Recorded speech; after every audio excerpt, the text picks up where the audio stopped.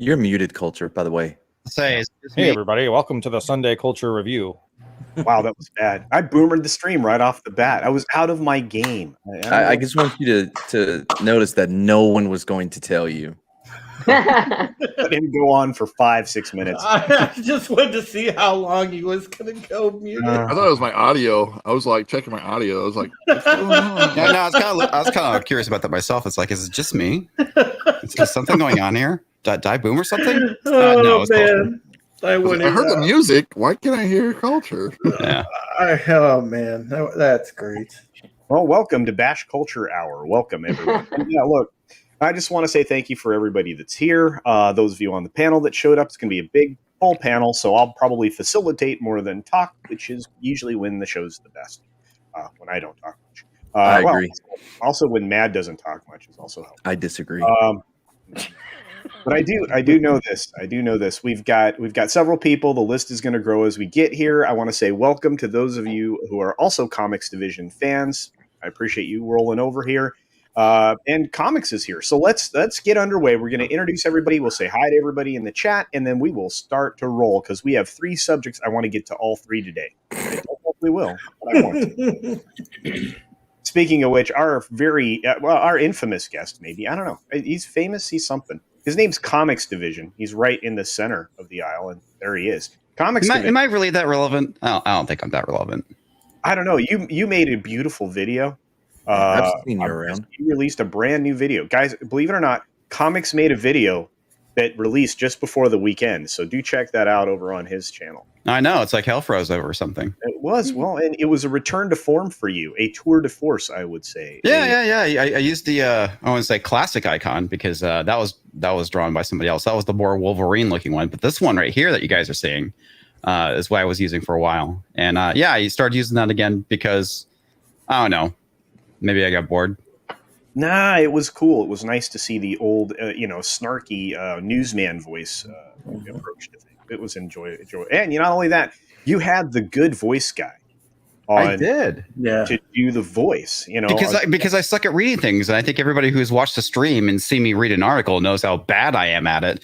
So I had him do it, which was fantastic. I thought it was a good mashup of our 2 personalities.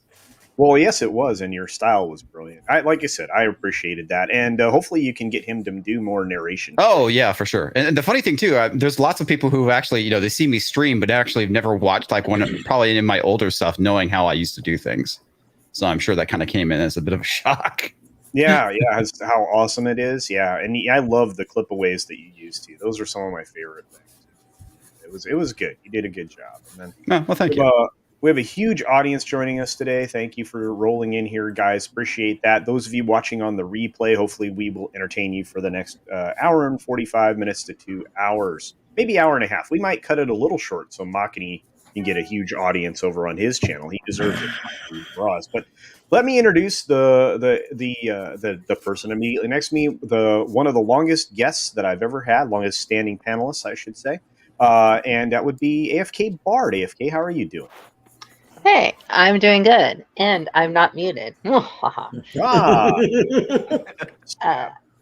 here to chill and hang out with you guys, and I'm always excited to. So thank you. Thank you very hello. much. Okay. All right. And then, of course, we have our friend Wes Moody of the Wes Moody Webcast. What's going on, Wes? Morning, everybody. It's always a pleasure to be here on the Sunday Culture Review, and I pledge to not talk about that thing we can't talk about, and also the other thing we can't talk about, and so I'm going to behave myself. Oh, I'm Good to sure be you here. will. So what is it, Wes, that we can't talk about? Oh, I my can't talk about it, but it has something to do with the November 3rd, and I think it also has something to do with something. Yeah. See, y'all should have took the under. I put it at 15. You should have took the under because I took no time at all. Hey, he did it first. But I didn't talk about it. No, that's true. We didn't actually say anything, but I do want to say this. We're going to do everything because Black Widow is going to come up, guys. In fact, it's going to be one of the first things we talk about. We're not going to do spoilers today, so that'll be fantastic. Of course, Still haven't seen it. Hey, You well, want to watch the best review of Black Widow as from Heels of oh yeah. Watch That's this all it video. is. It tell you everything you need to know. Yeah. In like 10 seconds. So Yeah, it's excellent. Yeah, I think we watched it live on FNT. But anyway, below my friend Wes Moody is my other friend. Well, kind of. Mad Martigan. I am more like a brother. That is true. Hey, it's me, El Mad Martigano from Mad Barber Entertainment. We do Street Smots twice a week. We had a great episode yesterday. It was a lot of fun, even though we had a woman on there. That's not, it was great. Yeah, we're gonna be doing it Wednesday and Saturday. And I'm thinking about doing something. I'm gonna start something new on Mondays. I have no idea what I'm gonna do. So if you have any suggestions, please let me know. Any ideas that you've been wanting to start a YouTube channel that you think would be successful? Just let me know. You can hit me up on Twitter and give me your idea. Yeah, because you can't come up with any on your own. I mean, I've came up with plenty. Things don't work usually. Yeah, I know. Yeah. But we already did comics, so let's go over to the man who makes beautiful things. Makini Draws. All right. Good morning, good afternoon, good evening, good night, wherever you are. My name is Makini90. Makini Draws on YouTube. Arts and Illustrator. Good. Welcome you to the Sunday Culture Review for July 11th, 2021. Hope you guys are enjoying. Please smash that like button. Please share. And I'm hoping you guys just have some fun. I'm here with a great panel, of course, of all the regular people, regular players here. And of course, I get the honor to be on panel with someone that I have been following in his early days, Comix Division. I know, dude. I think it's crazy that after 3 years, this is the first time we've actually streamed together. I know.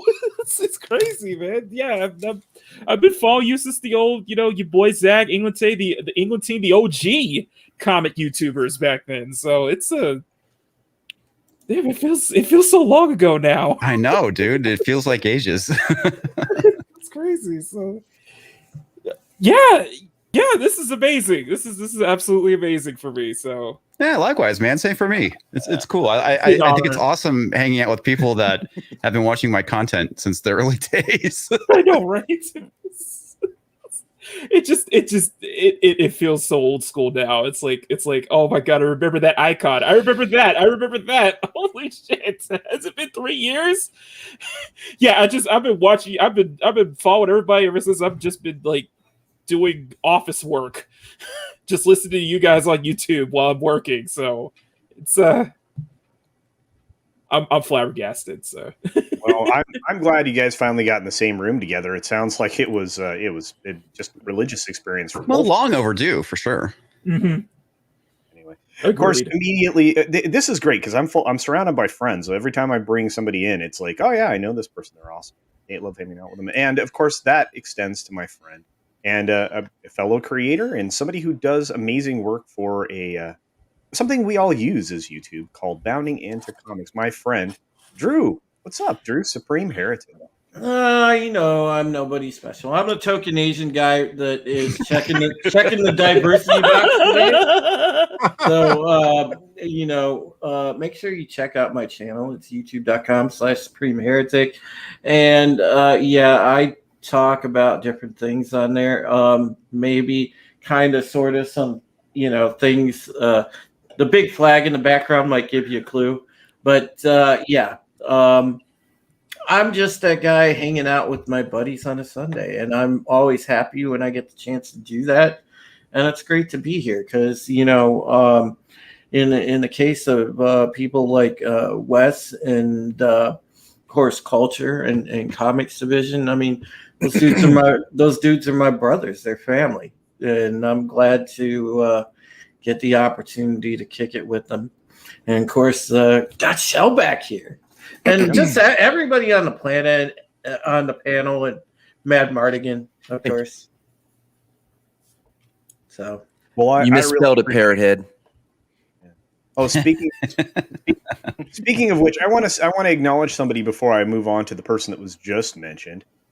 The Islington girl has become a YouTube member at Rewards Club level. Thank you, Islington girl. Congratulations. Nice.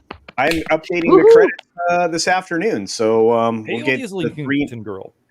Yep. Yeah. Your social credit score gains 10 points. Or does it lose 10 points? Yeah, I lose 10 points of it, but thank you very much. You guys are great. I appreciate all the memberships and all the subscribers. You guys really make it fun to create content. I love hanging out with you guys. It is not very expensive to become a member of my channel. I'm not out to make money that way. I want to bilk you with the merch that I'm going to be pimping out here and with all the Bear Dog stuff. So just keep an eye for that over on the Teespring store. You'll see more of that. But thank you for that. And now the person that was previously mentioned. No, go ahead, man. It's the same as crack dealers. They're like, hey, nah, man, I'm not trying to get money from here. Just take one hit. It's on the house. You're the YouTube equivalent. Buy merch. Just buy merch. All right. Well, speaking of buying merch, we have our favorite turtle who you just mentioned. What's up, Tim? Hello. Hello. First, I would just like to say, if anyone here in the audience or even the panel, maybe I don't know, haven't gotten your kicks with the Dicks Division. Bruce 66. I wasn't sure where he was going with this. Yes, other than that, it's definitely good to be here with all you fine people, especially my couple of other fellow veterans here. We got the Army, we got the Navy, we got the Marine Corps. All we need is the Air Force and the Coast Guard. Wait a minute, never mind. No, we barely need the Navy. Hey, don't you start. They give you a ride places. That's all I have to say about it. I've never been on a boat. My favorite story was talking to this one guy who used to be a Marine, and I'd make jokes with him about the whole thing with what Marine stands for. My ass rides around in Navy equipment. And I love his response was, "Yeah, I could beat the shit out of you in a boxing ring, though." Not untrue. Yeah, well, when you're in the Air Force, you have plenty of time to practice boxing. Yeah. Sitting around. Matt, are you muted? No. Oh, you didn't ask about. All right. Well, my neighbor who was in the Air Force, he used to call it the Chair Force.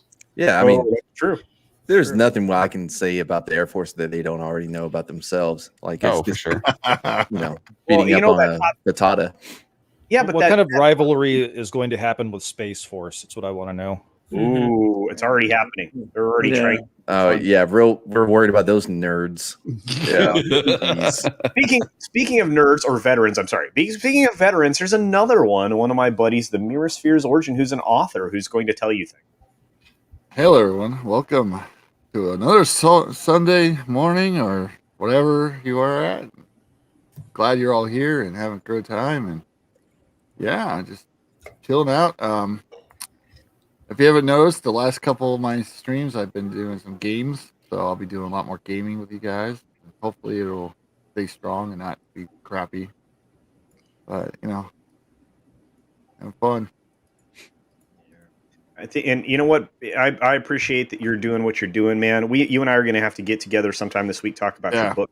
So, definitely. And Brightest Days says veteran nerds. I like that. Yeah. Sweet Pea. Nerds that can kill people. That's right. Yeah. Murdering nerds. Yeah. Hold on. Anyway. I got this one. Borean E2 nailed it. Oh, wait. I jumped the gun. That's not what I wanted to do yet. We're going to get there. But yeah, hi. Hey, Montana, also known as Are we? Sweet or the friendly beluga whale. Do we want to get there? Hey, what's up, accidental tourist? Is the topic the hair force? Yes. And let's see. We've got and Mads here. Yep. All right, very good. Okay, so we are off and running. We are going to talk right off the bat, not about spoilers for Black Widow, but about its miraculous performance in box offices around the world. And all of a sudden, we are getting some insight into something else. The actual earnings on Disney Plus, but I'm not going to bury the headline too much. I'm going to talk about the article right here. Wow, Comix, you all right? No, that was me. Sorry, sneezed. Oh, Oh, I also coughed. I took a sip of coffee and it kind of went down wrong. Okay. amazing! It was simultaneous sneeze cough. It was cool. Okay, all That's right. recovered for me. Here we go, and this is where I start playing hopscotch with people that are talking. So be prepared to watch the screen move around a lot. Disney claims a 215. Now, see, they start out this way. Disney claims $215 million global victory at the box office and Disney Plus premiere with Black Widow weekend. So let's get into this. It's interesting read. Sunday. By the way, using claims as weasel words, folks, and I'd like to see the actual proof. Yeah. The weasel. Me too. But let's try and get a few paragraphs in, and we'll start talking about this because I don't believe this for 2 minutes. And again, no spoilers here, guys. We were not going to spoil it. I would Sunday, believe it more if it came from the B. Spoiler warning, folks. Like The movie's spoil bad. That's all you need to know. well, it's not Little Shop of Horrors. Anyway, refresh for analysis here and top 10. What's wrong with Little Shop of Horrors? Culture. The Walt Disney Company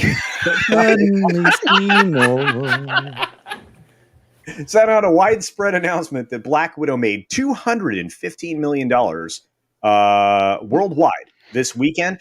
Broken down, that's $80 million at the domestic box office, $78 million in the international box office, and over $60 million in Disney Plus. Oh, sorry. I understand that the later figure skews more heavily towards the U.S. Disney Plus premiere spending. This is the first time that Disney has released actual dollar figures about their films on Disney Plus. Even with Black Widow coming in lower than the industry weekend expectations, and we'll have there is expectations. Bit, I guess. The MCU title easily repped the largest domestic box office opening since the global crisis began, and the largest domestic opening weekend since Star Wars Episode 9, The Rinse of Soybeans, in December of 2019. So, Disney states that the combined theatrical and Disney Plus premiere makes Black Widow the only film to surpass $100 million in domestic consumer spend. Look at the words they're using. They're tossing more salad at us. On opening weekend since the start of the pandemic.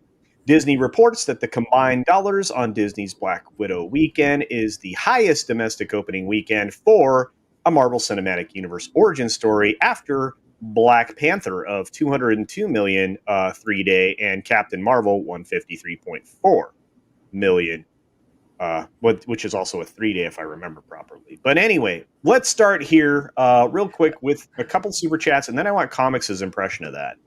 Eric Winberg for $2 says, "Keep Hollywoke honest. I'm here for this." Absolutely, Eric Winberg. I agree with you.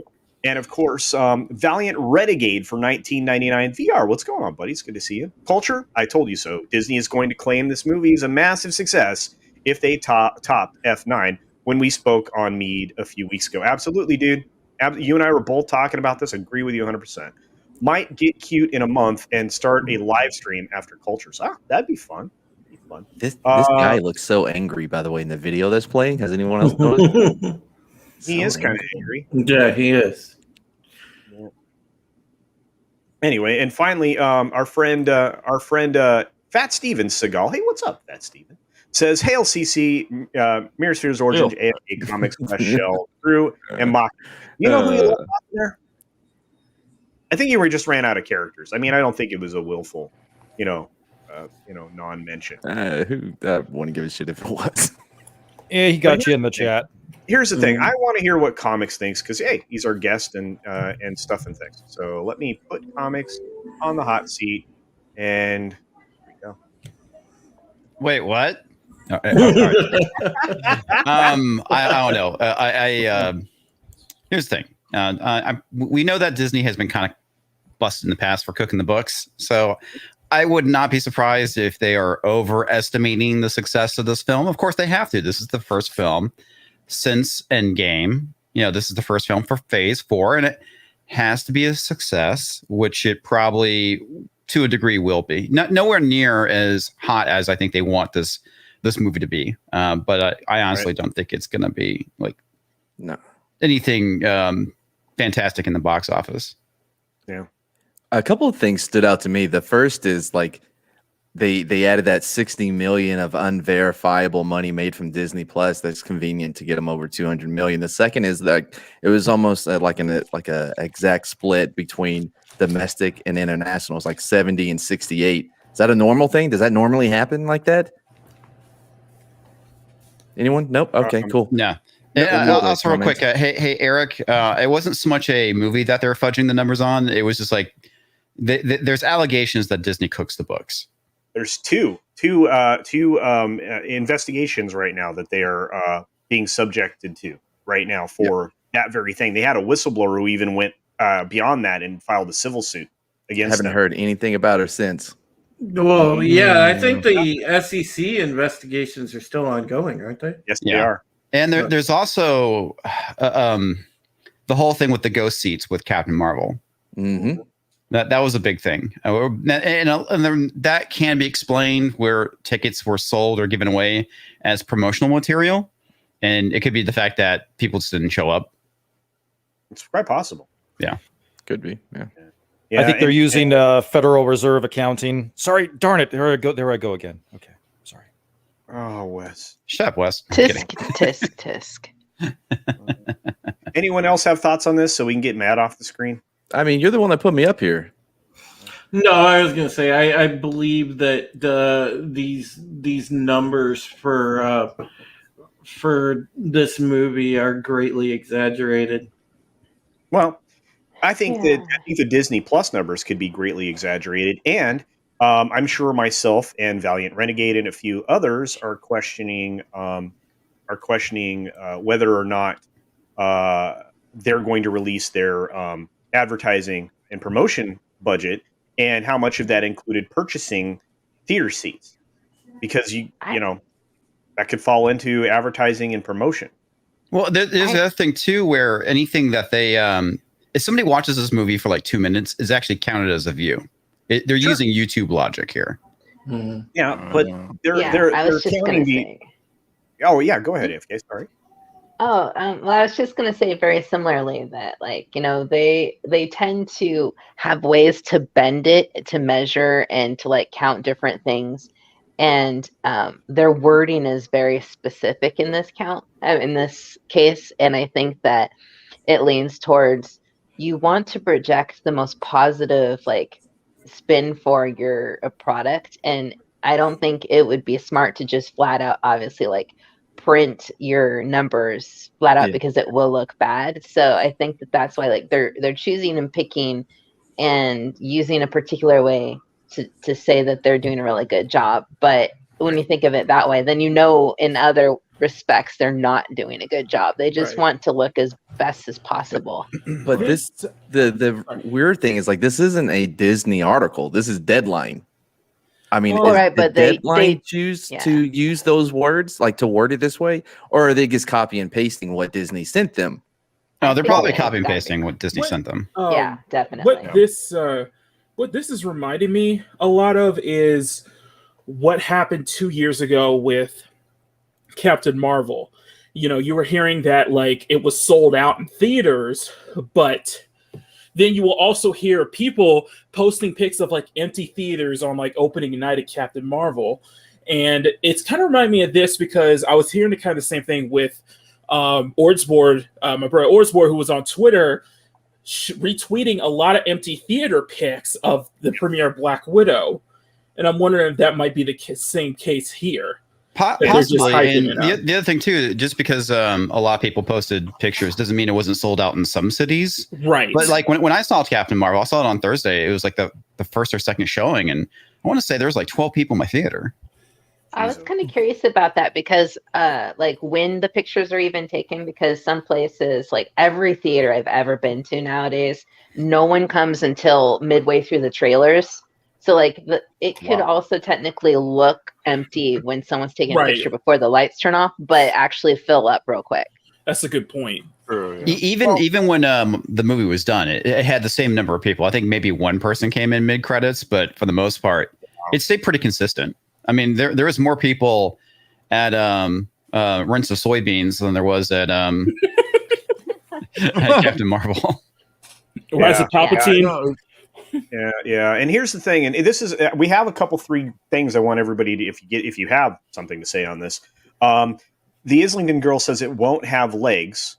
Ed Brewer asks, would it have made more if it was a theater release only? And Valiant Renegade comes in with a strong statement for a $2 super chat saying, I bet the drop off in grosses will be epic, which I happen. I agree. 2 things. My word of mouth is going to be terrible on this thing. Now, 2 things I want to point out to what Islington girl was saying was that she is absolutely correct, because what we were covering yesterday on Rogue Entertainment was that, you have they were talking about, Black Widow getting, Scarlett Johansson getting like 15-25 million for this, but also getting a 6 million bonus if the film grosses a total of 900 million.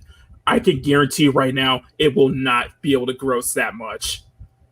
Period. Yeah, and I think the movie would have probably done a lot better if it was actually released during, the heyday of the MCU. If it actually was released like right after Civil War. Marvel. Yeah. It probably wouldn't be as crappy.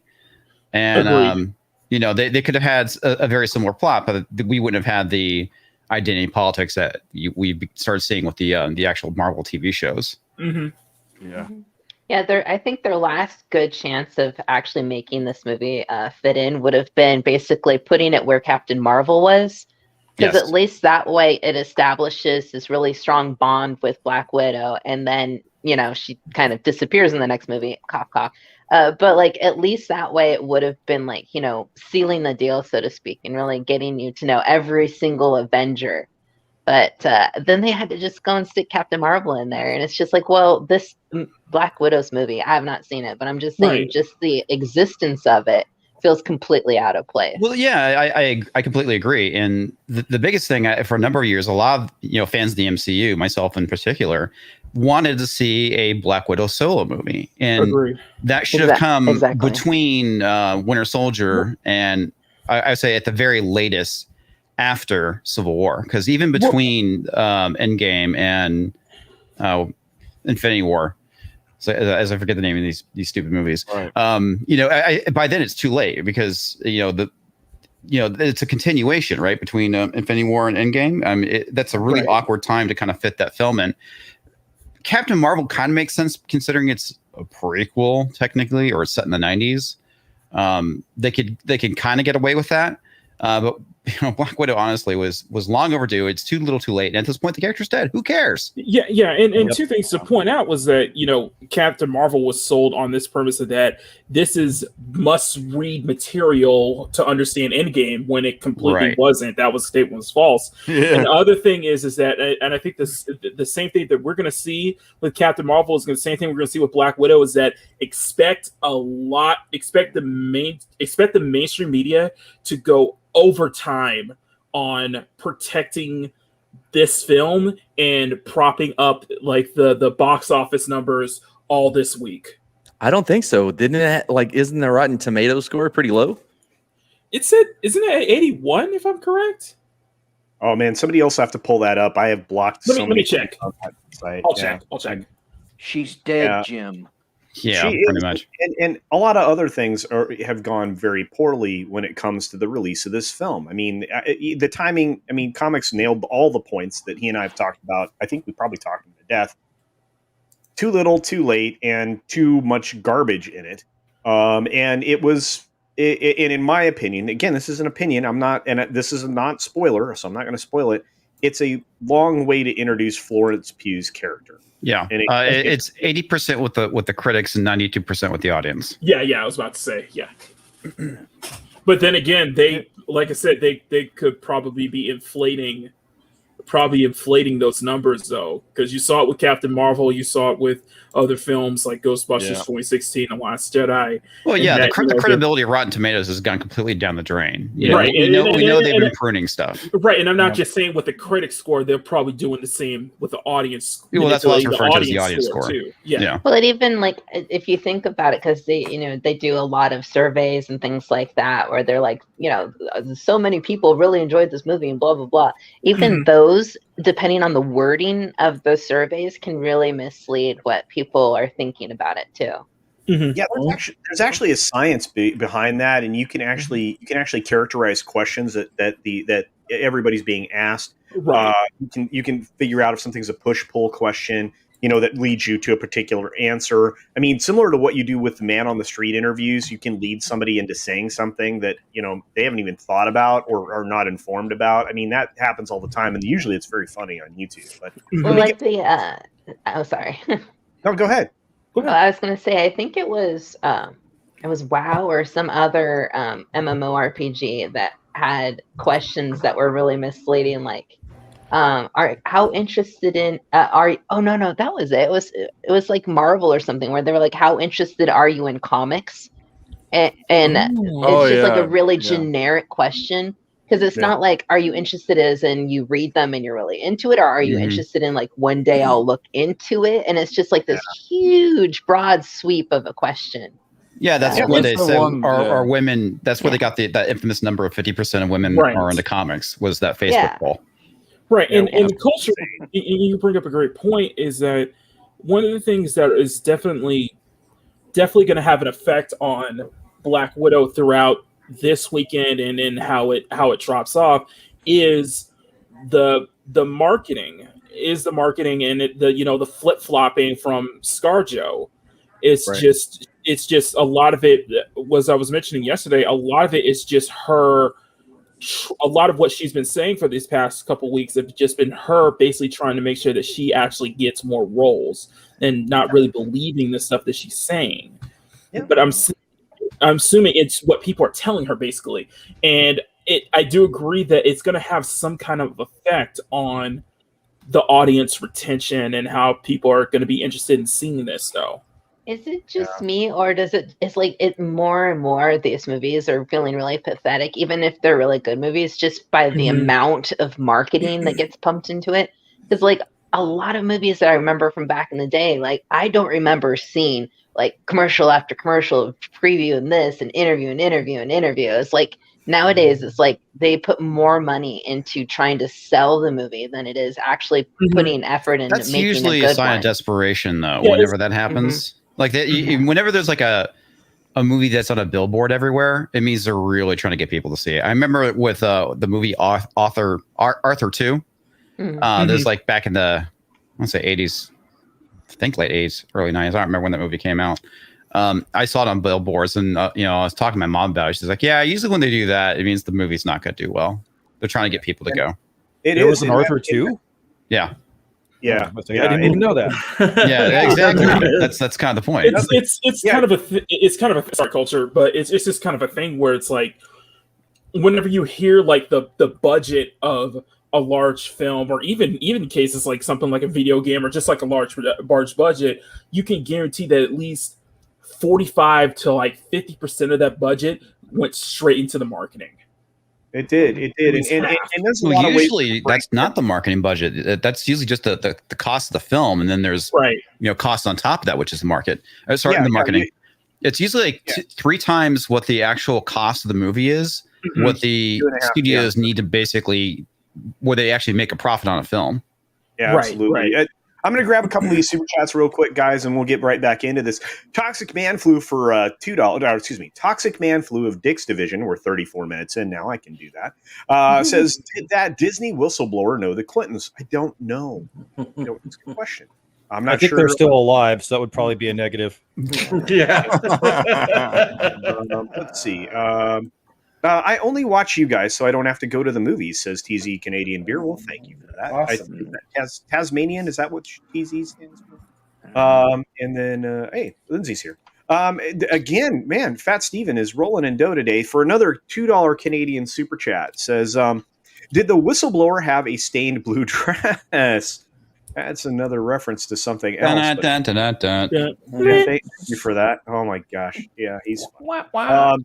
Yeah, but Disney feeds places like Deadline, man, and that's the truth, Mr. Martigan. Where is Matt? He hasn't said anything for like 10 minutes. Well, I didn't want to. I didn't want to step on anybody. I had thoughts, like as far as like as far as the the reviews and everything. It's to the point where they actually don't have to grease palms to get good reviews when it comes to Salon and Deadline, whatever, doesn't matter anyway, because the movie like leans in their ideology, so obviously they're gonna say nothing but positive things about it because it pushes their agenda. So like kind of saving money on that, really. Well, the other thing too is there's a reason why they're called the access media, right? Right. And it's the reason why they give such, I wouldn't say non-committal reviews, but when a movie is bad, typically there's a reason why it's non-committal, because they know if they criticize the movie for being bad, they're not going to get the access, and they've admitted it on several occasions. And it's I don't. Okay, so I think about Captain Marvel, and I also think about Black Panther, how they pushed heavy into the marketing to where it was that, like, if you criticize this film, you're an istophobe and such. And the thing is that with Black Panther's case, they did tie race into a big thing to the point where they made huge statements that this is the first Black Marvel film, which, that was untrue. Untrue. Yeah. First Black superhero film. That is Also untrue. And all these things. I don't think that line of marketing. I think the audience, and I think usually just kind of the mainstream, normal public. I think they're starting to catch on to these kind of marketing tricks that you've been pulling with Captain Marvel, with Black Panther, and with other films beforehand. It's not going to work. It's not going to work this time. I mean, right. I'm not saying that it's like, I'm not. I look into Black Widow knowing that despite the marketing, it's not going to be like this huge Charlie. I'm not expecting a Charlie's Angels level of failure where they're just going to blame an entire gender for not seeing the movie and telling them that it wasn't made for them. I don't expect that to happen. Well, real quick, I just want to say this. Kevin Feige came out and blew up because he was frustrated that the film was being released on Disney Plus to begin with. Correct.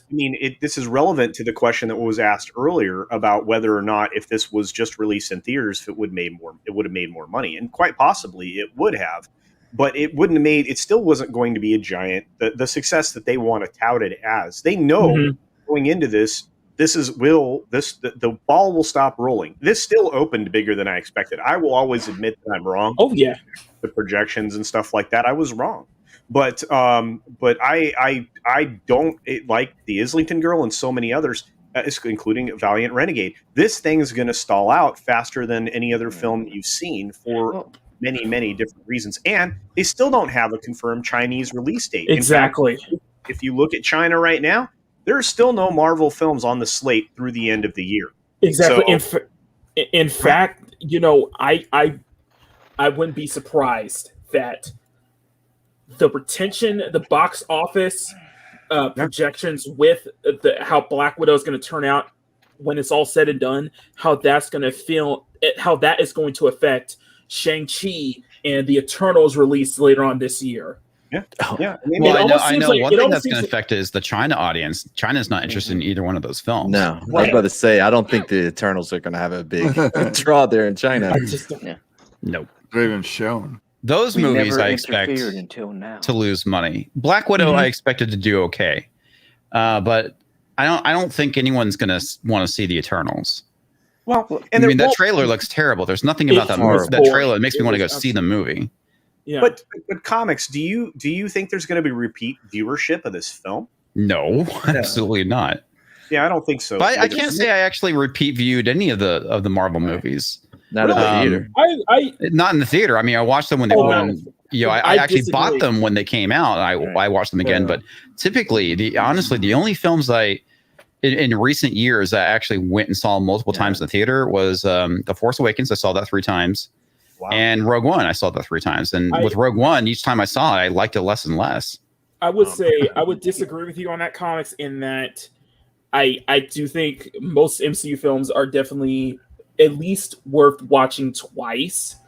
Oh, The I'm only- not saying that they're not worth watching Oh, twice. The original ones were. I just didn't actually go and watch them multiple No, times in the no, theaters. right, because the only MCU film that I've actually watched the theater at least 3 times was Captain America: The Winter Soldier. I want to say And I then actually I saw kept the original loving it. Captain America. I want to say I at least saw that one twice in the theater. Mhm. Here's the thing about the story, right?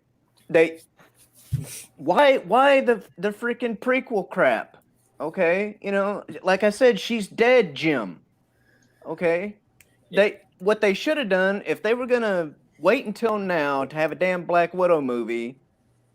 The story should have been somebody, I don't care who, somebody figures out a way to get her out of the the Soul Stone. Yeah, her sacrifice. Mm-hmm. Yeah, somebody figures out how to get her out of the Soul Stone. Basically, what's the word I'm looking for? Well, the other issue too is that raised her from the dead. yeah, Fancy Scarlett word. Johansson's getting old, right? And Mhm. She's 36. yeah, she's 36. She's been in this role for a while. I'm sure she wants to move on and do other things. I mean, it's just at some point she's just going to age out of this, just like everybody else. Yeah, I feel like she did that 5 years ago. My thing is though, like this movie. My thing is like this movie isn't about like it's more of a vehicle to get Florence Pugh, who I went in ready to hate her, like because she felt like she was being forced onto us, but like I was like, oh, she won me over within a couple minutes of screen time. I'm like, okay, fine, you're okay for a woman, and yeah. That's all the What did I stuff say? these days, man. It's fucking origin stories for everybody. It's like Loki. Yeah, the TV, that series is nothing more than it's an origin story for Enchantress. Yeah, it has nothing to do with Loki. That's been everything in Phase 4. Is about because Kevin Feige had comments about it the other day. He's like, "Oh, it's so great that all the fans are so excited to see Lagatha, whatever her name was, in sure Agatha Hagatha. Harkness. Yeah. Agatha Harkness. Doesn't in matter. WandaVision. Yeah. Anyway, he's like, "Oh, people can't wait to see what they do next." Like, no, John Walker, yes, but not the rest of these people. I don't agree with that, but let me get to some more of these super chats because they're going to just come on me, and I promise we'll get right back into it, Makini. Toxic Can Flew of Dick's Division for a $2 super chat says, "Was the whistleblower wearing a pantsuit?" Don't know. Small Time says there were about 10 people in the theater with me on Friday afternoon, and our friend El Punk Trace, who just popped into the chat and sent a super sticker, just went to see this film. So we'll get to his comments and thoughts here in just a moment. Fat Steven Seagal for another $2 Canadian says, "Did Comix do the SJW voice with heart for Fat Steven? I don't know. Let's see. Comment. Oh, you want me to perform now, do you? Yeah, Okay, fine. I guess I'm your dancing monkey. Okay, Fat Steven, you are an awful human being for making me do this. You're subjecting me to all sorts of mental trauma, and you're canceled. That's the best I can do on That short is a notice. perfect 10 right there. Thank you for that. And for everybody in the chat, guys, I appreciate all 88 of you that are here right now. I hope you guys hit the like. I need to get over that 50% threshold of likes to views to magically hit the algorithm with YouTube. That's the new magic number. So Please help support that. I think I'm going to not be able to get all these super chats, unfortunately, because it just jumped on me. So we're going to start with the one I can get to. Wait, you know what? Let me read the one from Man of War 665, Neighbor of the Beast. Who, You guys say Neighbor of the Beast. Thank you very much. Which I can't read, but I can't show on the screen. I'm going to read it. It says, just returned home from Colorado and Wyoming. Cowboys don't seem to give a fuck about marble, Disney, and stalled warts. Well, there you go. Stalled warts. Those are some great. Tracy says, just got home from seeing it. I enjoyed watching it. Thank you for that, El Punk. You're awesome. Yep. See, and I always like to call attention to those experiences. And of course, Bruce Lombardo of Dick's Division, and for $4.99 says, please find and play the Black Widow SNL skit from 2015. You'll have a better experience watching that than hewing this movie apart. Or I think he meant tearing this movie apart. Look, I enjoy. I didn't hate it. Like I don't regret watching it either. Like Florence Pugh really did win me over. I thought she was so good. Her accent was about as believable as my New Zealand Batman. But other than that, like it was, you know what I mean? Like I thought she was really great in it. Our chat's on top of this stuff. This is great. Larry says, yes, Virginia, there is an author too. And People's Front of Canada says, author two, 1988. There was. Yeah, it was 80s. Okay. Yeah. Deadline predicted on Saturday Black Widow would make 90 million. That's down to 80 today. Yes, Andre Enrico. That is they're changing it. Yeah, they're doing their best. And always be able to copy whatever you see, because there are stealth edits happening across journalism all over the place now to change the context of articles because they were wrong. There was a website that tracked all that. I don't know if it's still around anymore. Hopefully, yeah. But I always go to the Wayback Machine and continue to grab those pages. Yeah, but otherwise, I'm doing it in time. I have a whole full web page screen capture now that I utilize that actually just grabs everything on the page. So that way. It's always this one actually it showed the diff. I wish I could remember the name of the site. I know that Tim Pool talked about it like a while back, and I've subsequently forgotten about it. But the cool thing about it was you could actually go there, look at it, and you could see what was actually changed in the article. Oh, I don't know. I thought you were talking about Ground News, the one with the political leanings. I don't know about that. No. This one was actually, I want to say it was like News Tracker or something like that. I don't think that's it. But they actually would show you the difference between the articles when they would go and make changes and revise things. Yeah, and they do that all the time. Everybody does it. The whole point behind it was to track stealth edits. Yeah. Oh, and there's another one I can't get up on the screen from Toxic Man Flu. Dick's Division says, I think the panel can learn from Mad Martigan. Yep. He has dope opinions that are way better than CultureCasino's. He also paid for this super chat. Well, thank you for that, EMF. Anyway, but that's awesome.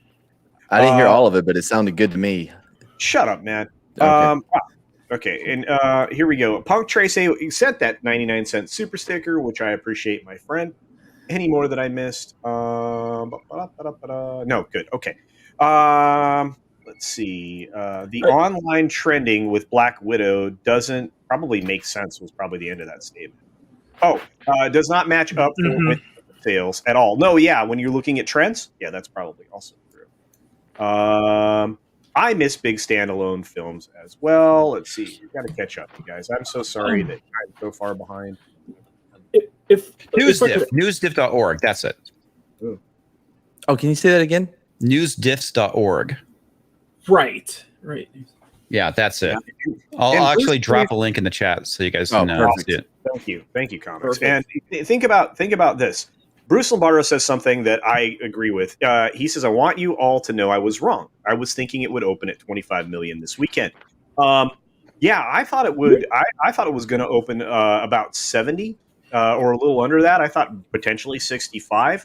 On the high end, when I gave an estimate, I thought 72.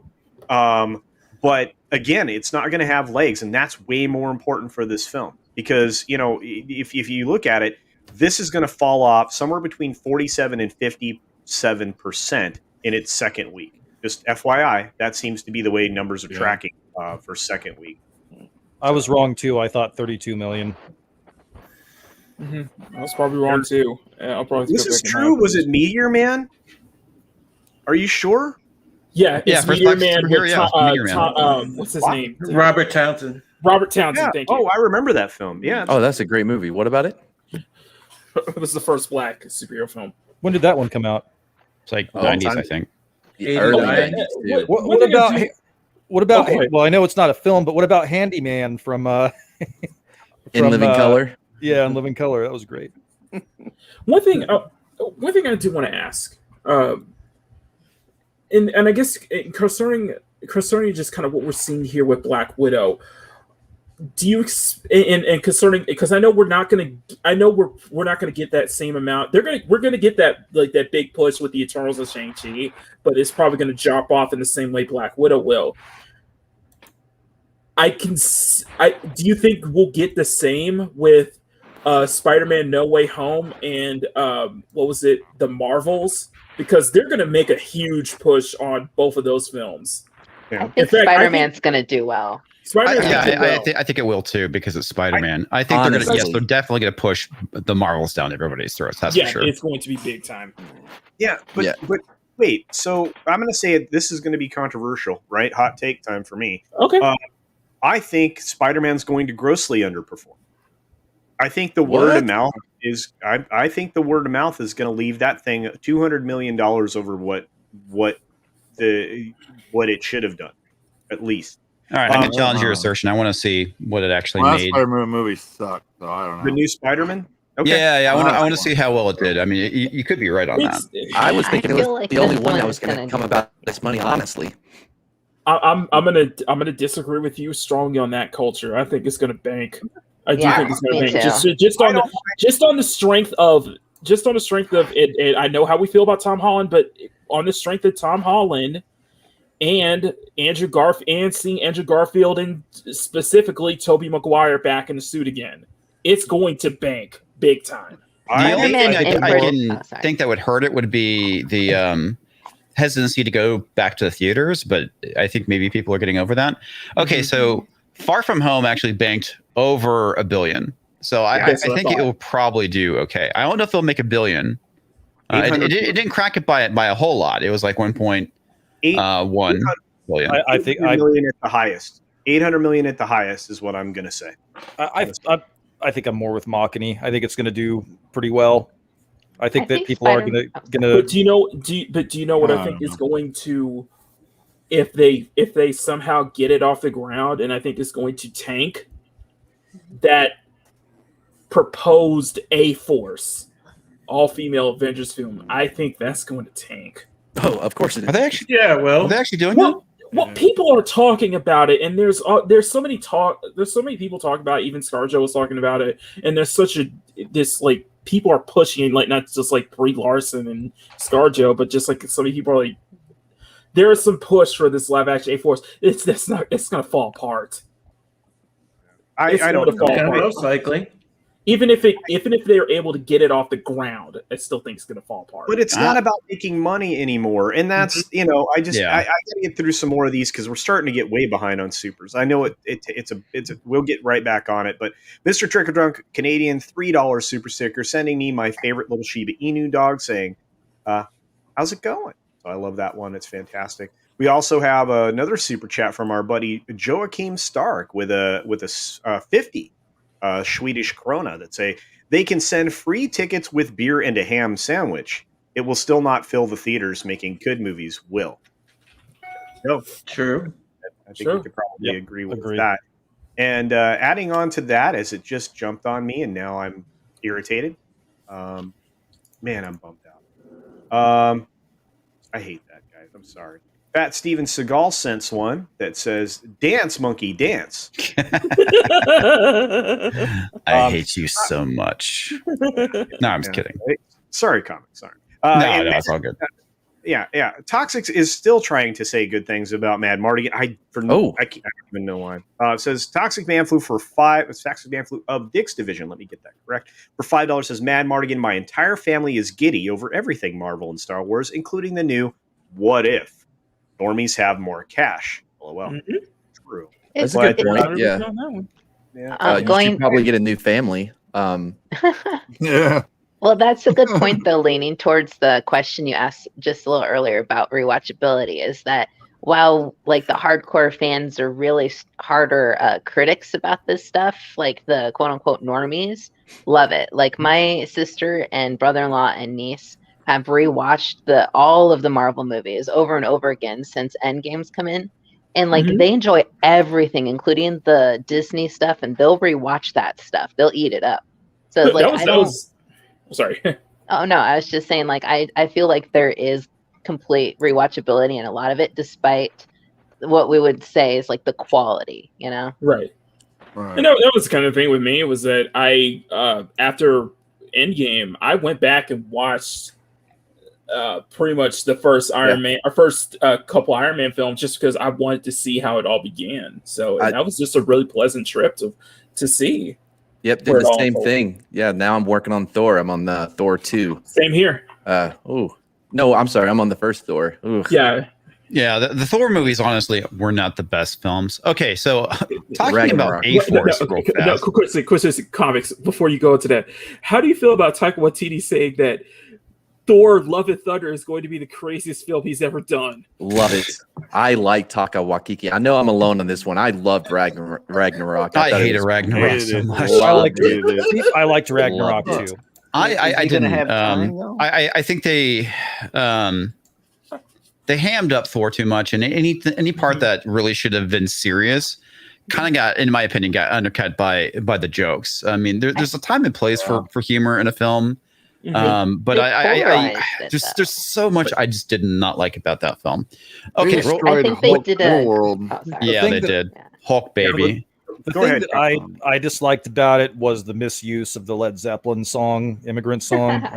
Just didn't think it belonged in there. Yeah. I was gonna say that talking about how Thor movies were kind of weak in a way, like not very popular, is like I think that the Thor Ragnarok did basically, like, they were trying to grab more people, so to speak, but they successfully got people who didn't enjoy the first couple Thor movies to like it, and they got the people who liked the first Thor movies to not like it. It was a really weird switch, because like for me, I watched the first Thor movie. He didn't connect to me at all because it was too serious and like, you know, edgy. And his eyebrows.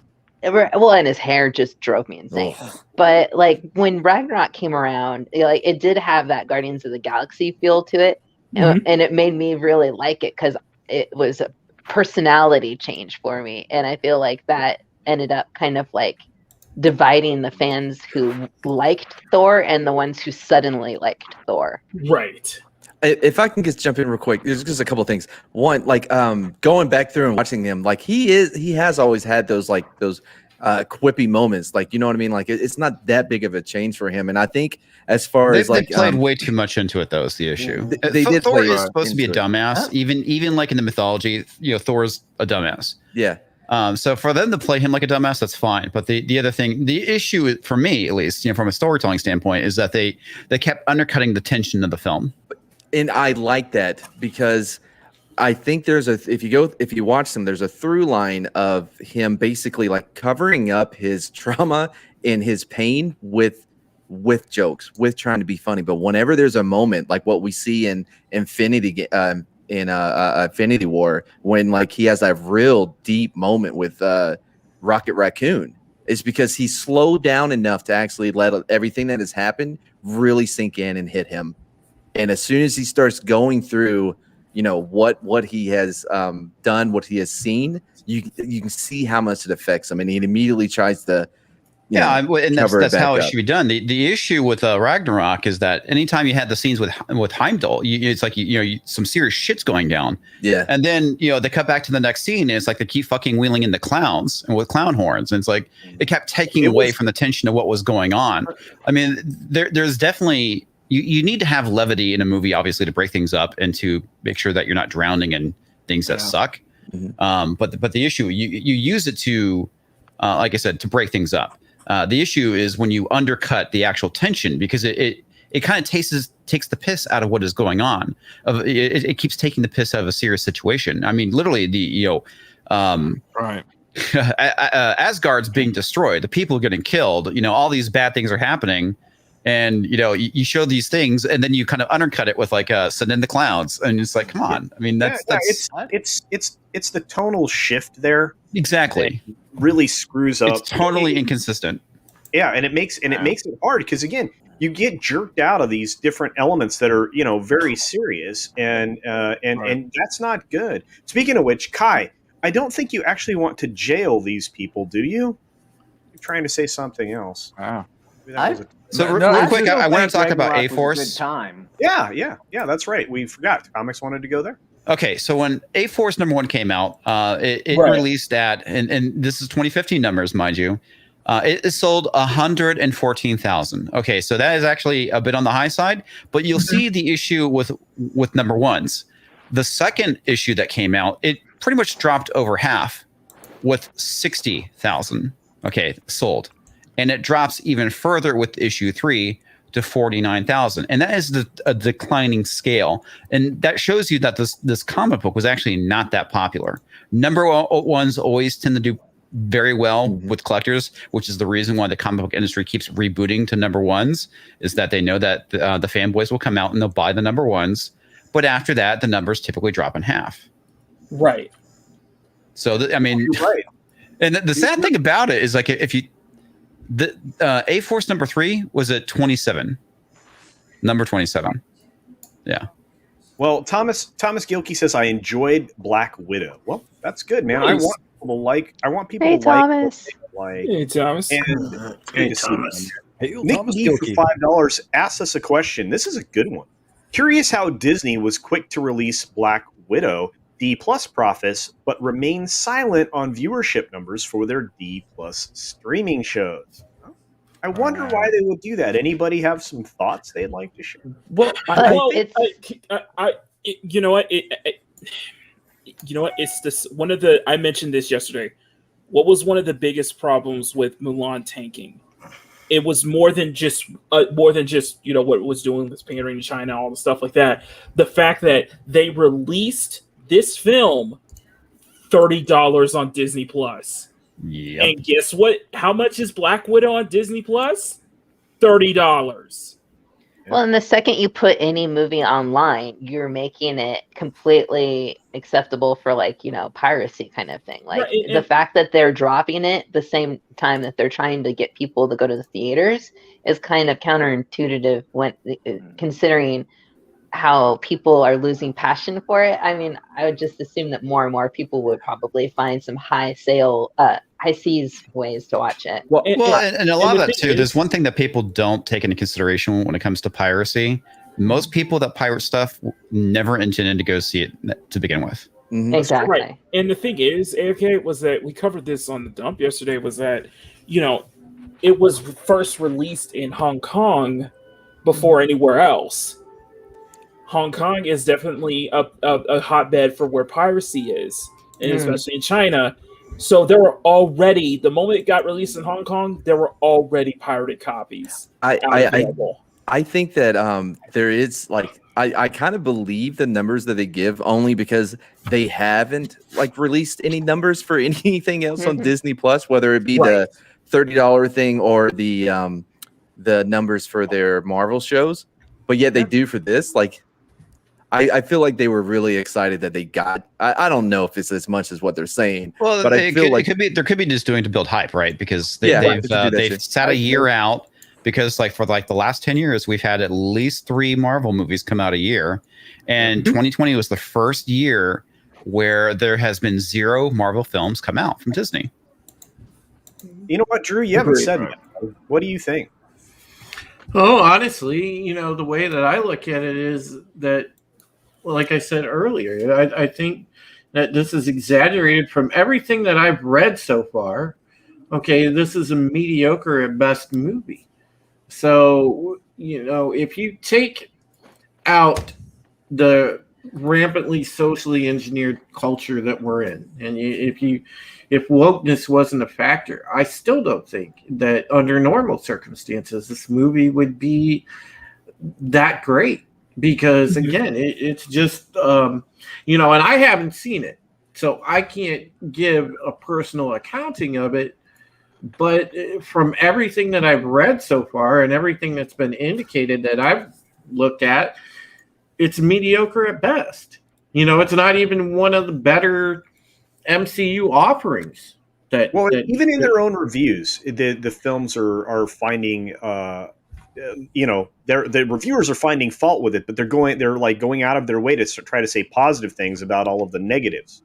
Now, again, there are no spoilers in this stream, guys. We're doing our very best not to spoil this. Yeah, but, there's no. we won't do that. It's completely organic. There's no spoilers, folks. But Exactly. the thing is here is again, it's hard to overpay to see mediocre film. It is. Especially when you have kids like our friend Mirasphere here, who's dadding it up right now. If your kids were a little older, because you have some young ones, would you be thrilled to go have them see this film, or is this something that you plan to see, or any of that? Yeah. Last film I went to in theaters was the live action Lion King. Oh wow, that's a long time ago. And I don't plan ever wasting that kind of money again. Yeah, and our other veteran, or one of our other veterans, Timmy, what do you think? They should be treating these movies like they did back in the, not so long ago. Release it in the theater, and then 3 months or so later, you could go and either rent or buy a DVD. They should do the same thing with the streaming services. For the streaming services. It shouldn't be on streaming right now. Like, they should let it run its course in the theaters, and then put it on the streaming services. Mm-hmm. Yeah. I agree with that. And here's the thing. I mean, it isn't going to matter even if they get the Chinese market open. This thing is still not going to perform over there because they already have access to the film. And this is one of the things. This is an argument that I want to make and ask a question about in just a second, because I want to get to a couple more supers. First of all, I'll say thanks to Roger H for the Canadian $1.99 super sticker, which is a thumbs up. That's a tradition for him. Thank you for all your support, Raj. And of course, Bruce Lombardo of Dick's Division for $9.99 says it only took 3 years for Ryan Reynolds to recognize his mistake, and he celebrated his newfound freedom in 2011. Probably one too many bedside conversations about, will I always be pretty to you? And you guys can look up who he was married to previously to figure out what that was about. Yep, Alanis Morissette. Wait. He was actually married to Alanis Morissette? I don't know if they were married. They dated. Oh, that's some damaged goods. Yeah, and Comix did put up, it wasn't Alanis. Comix did put up newdifs.org. Sorry, news diffs. I can't spell. Oh.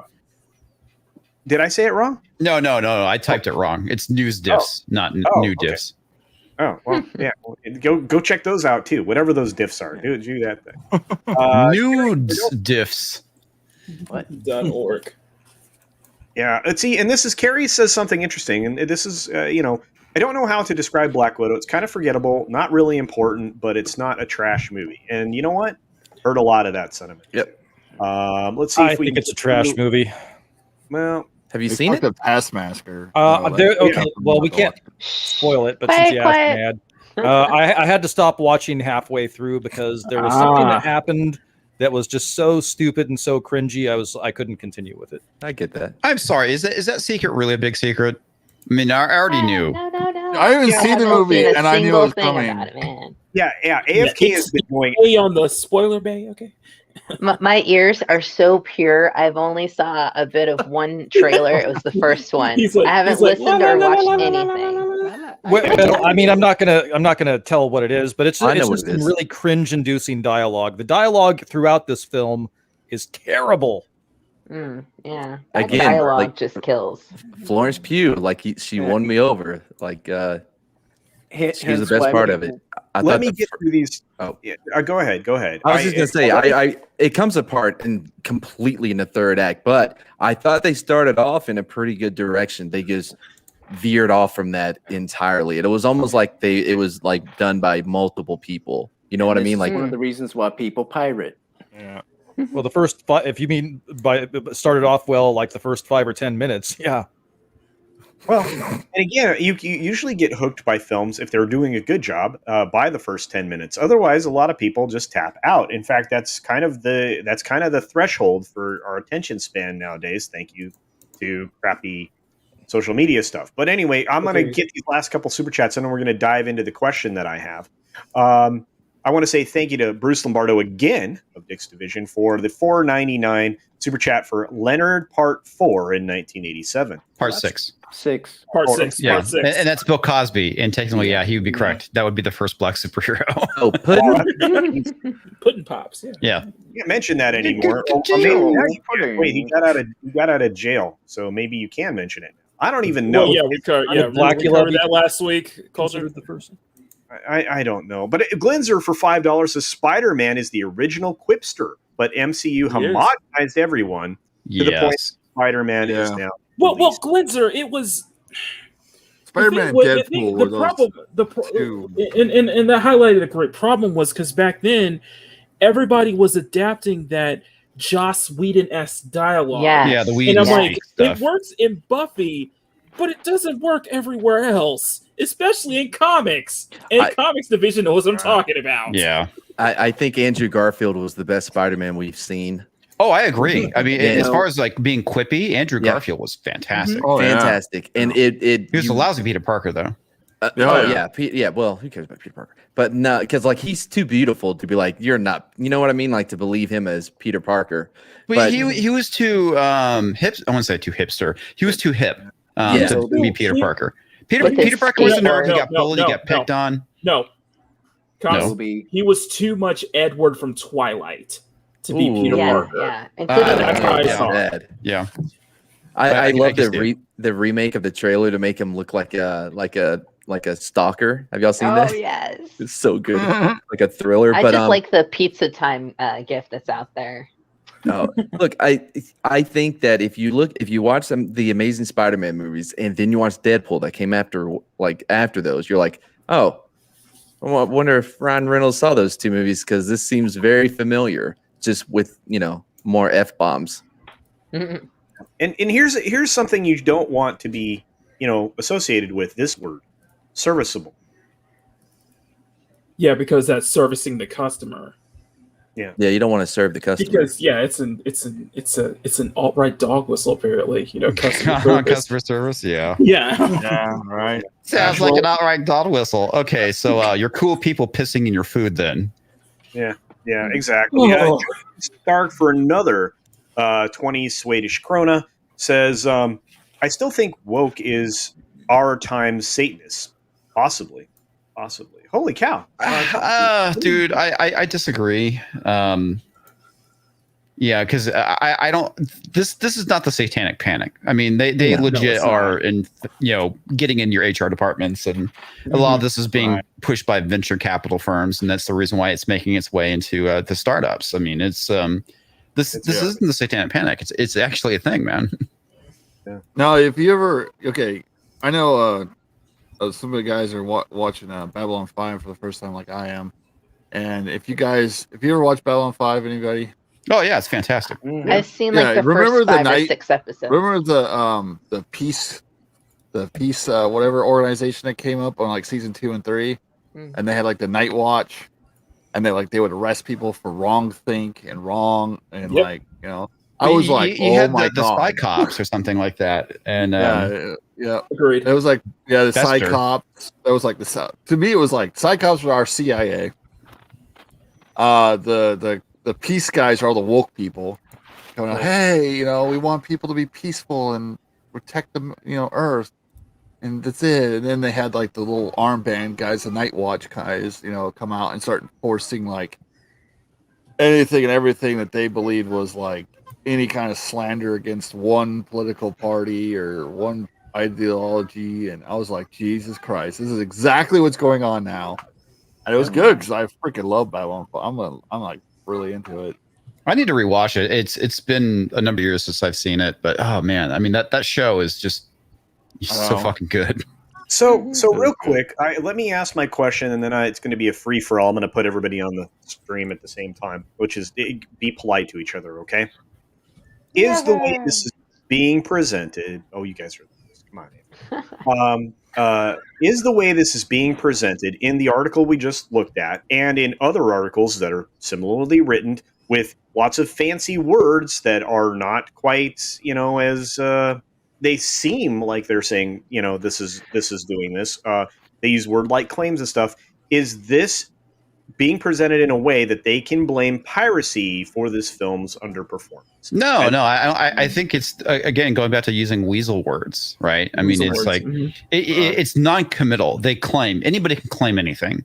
I can claim that the moon is made of cream cheese, right? I mean, I'm not saying it's a fact. I could say it's my opinion. And that's the way these things kind of come off as. It's like they claim this is a thing. Well. Again, it's just a weasel word. It's non-committal. Yeah. A fact would be, Black Widow made this much money opening weekend. That is, you're putting it as actual tangential facts rather than it could have made this much money. We're not really sure. I remember the first movie I ever seen. It was pirated. It was Avatar. We were in Afghanistan, and it was in Russian. That's fantastic. And we're like watching it, like, this is cool. This looks really cool, but we have no idea what they're saying. It being in Russian, I think makes the movie better. Actually, the fact that it was pirated and in Russian is even better. It's funny we got it from like a stand, like a regular not a Taliban stand, but it was like one of the regular like bazaar Haji stores. We're walking, he's got DVDs everywhere, and we're like, Avatar, and that just come out, and they're like, yeah. I'm like, all right, let's go watch it. Before Tom starts yelling at me about my Andrew Garfield take, I just want to say, when I was in Iraq, we saw Brokeback Mountain without any clue what it was. Why are these two men having sex? No, listen. So we were going through the DVDs, right, and I came across it, and it had Jake Gyllenhaal and Heath Ledger, but on the cover they had like guns and they're on horseback. And me and my buddy Nick were like, "Oh man, this is a western with these two. It's gonna be awesome." And we hyped it up all day because we had to go on a mission. We didn't get back till late that night, right? You and your buddies like, why are we watching gay porn? Oh, so we all got together and I can't quit you. There's like a love couch or whatever, and there's like 8 of us on it, like just right next to each other. We don't care. People are cuddling on whatever, spit bottles and stuff, and we're watching it, and it's not a good copy because it's kind of dark. And then like people are like, what kind of movie, like what kind of western takes place in like the 70s? I'm like, well, I mean, Cowboy Way, and there's a couple. We're okay. And then like they did that fight, and we're like, I feel like there's more to that fight. And you feel people start scooting away, trying to get more room. Suddenly everyone's feeling awfully gay. And so then when the tent scene happened, we couldn't. It was just dark, right? So like Heath did the whole "you can come in here if you're cold," his sling blade voice or whatever, right? And then somebody was like, "Well, it would be warmer in the tent." And so we couldn't see anything. All we heard was a belt buckle, someone spit in the hand, and grunting. And we all jumped up and we turned it off. And we were like, people were just like, I gotta go like clean my weapon, like my literal weapon. I'm like, oh, what's that? My M4 is dirty. I gotta go clean. I'll see you guys later. We didn't look at each other in the eyes for like 2 days. But be careful what you buy there. Oh.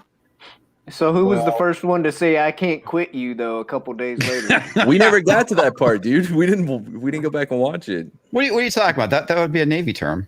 Come on.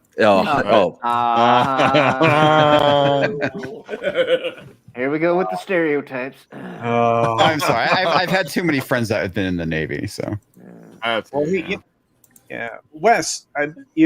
What do you think? Is this an excuse? This piracy idea? Is it an excuse for? Is it an excuse? Well, of course, they're going to use it as an excuse, but I don't know. I have mixed feelings on the high seas. So the movie was not good. I would not recommend paying to see it. And this is actually a good point. Criticism of the Super Cat now says Black Widow has to be a great movie. It passes the Bechdel test. Good point. And Solid it point. makes men squirm. I mean, So if I were to get Hard Ticket to Hawaii, that passed that test too. Do you know what it also does? It puts them in their place. Their wallet. It keeps their wallet in their pocket because I'm not going to give them money to see it. Yeah, it's putting us in our place. Yeah. Out of the theater. Out of the theater, exactly. Yeah, if I were to give Black Widow a numeric score, it's a 3 out of 10 for me. Damn. Isn't it actually supposed to? I heard that piracy actually helps. Because people pirate, they watch it, they like it, then they go buy a physical copy. Yeah, that's the thing is like with piracy, generally speaking, people start getting it because they don't intend to buy it. But then when they enjoy it, that's when they go buy it. So it's like really piracy doesn't hurt, it helps. Yeah. Does, surprisingly. And one thing is like back in the early 2000s with Napster, I actually bought way more CDs because of Napster. Yeah, exactly. Mm-hmm. I did. Because I got exposure to a lot more music than I normally would during that time period. So it's like, oh wow, this song is great. I'm gonna go buy the CD for it. It worked that way for anime too. Like back when you couldn't get it anywhere, I downloaded the crap out of it. But once it was available, I bought it. I had a lot of like Ghost in the Shell bootlegs with that were amateur, not dubbed, subtitled. And I mean, it was so. I mean, I love Standalone Complex, and when it actually came out, I watched it on TV, and I bought the DVDs for it. That was kind of the same thing with me and music as well. Not really with Napster, with like YouTube and SoundCloud. It's just like whenever I hear mixes and there's stuff I really like, I will hunt it down. And if I find it on YouTube, I was like, okay, great. But I'm going to go ahead and buy it off of iTunes. I'm going to try to see if I can find there's an iTunes version of it because I do want to. Yeah, it really is the thing is that if you do pirate, oftentimes the people who actually enjoy that will actually go out and buy it. Mm-hmm. Anyway, usually the pirate's like a really crappy version. And you're like, I like that one. It was a crappy version. I want to see the good version. Yeah, I want to see the go good out version. and find it. Mm-hmm. You guys should get a subscription to YouTube Red because it comes with YouTube Music and it's like Spotify basically, and you get both of those for one price. I thought it was called YouTube Premium now. Oh, is it called? Sorry, I've had it for that long. It's YouTube Premium. It's called. They didn't want it to be red because that would have been too much on the nose for modern time. Hey, Culture. Ooh, Hey, Culture. It's time. Oh, we're gonna have to get going. Yep. I gotta get going. All right. Anyway, this has been so much fun, and I get to be on stream with Comix Division. I hope to do that sometime more in the future. So. Oh man, I gotta have you on the show, man. That'd be great. Anyway, guys, I'm heading over to my stream with Bruce Lombardo, Matt Swampere, and M. Dashley. We're gonna be doing some drawing, and for those who don't know, I am drawing Tifa Lockhart for the first time on camera. So go ahead and check that out. Nice. So I can see it. So if you guys can see it, for those everybody here, go head over. So if you guys need somewhere to go after the Sunday Culture Review, head over to my channel. Definitely use the hashtag CultureRate so we know there are people here. But anyway, I'm gonna go ahead and get going, guys. It's been an absolute pleasure talking with you. Everybody here, I did get hi Tom and bye, Tom. Anyway, much love, guys. I will see you guys over there. You guys have a great one. Mark, you take care, man. See you. The first time I played through Final Fantasy VII, I was totally in love with Aerith for like forever. And it was that story was so good that when she died in the game, I legit cried, kid. Yeah, no, seriously. I think oh my god, spoilers. I renamed the all first the video game I characters, so I don't know played who that that did is. that. The original Final Fantasy, not the remake. Good. I renamed all of them, bad names like dumb fuck and fuckface, and so I have no idea who's who. Oh, I didn't even ask if Makani is doing the video game version, like the old school Tifa logic, or are we going physics from the new one? Because I think her physics from the first game are pretty sweet, if you ask me. Well, there you go. I'm all about accurate physics. Get to a couple more supers, and I'm gonna try to shift gears, go into something else. Tom hasn't said much. He came in and showed off his T-shirt. Well, pirates, yeah, like the ones that rape and pillage, not a big fan of. Sure. The ones that sing and dance around and are probably gay, they're a little bit more easily accessible, I guess, to the standard crowds. I don't know what we're talking about. I like when they do like a cappella versions of like Nirvana songs. Speaking of which, let's get some. That was super actually a chat. pretty good movie. I enjoyed it.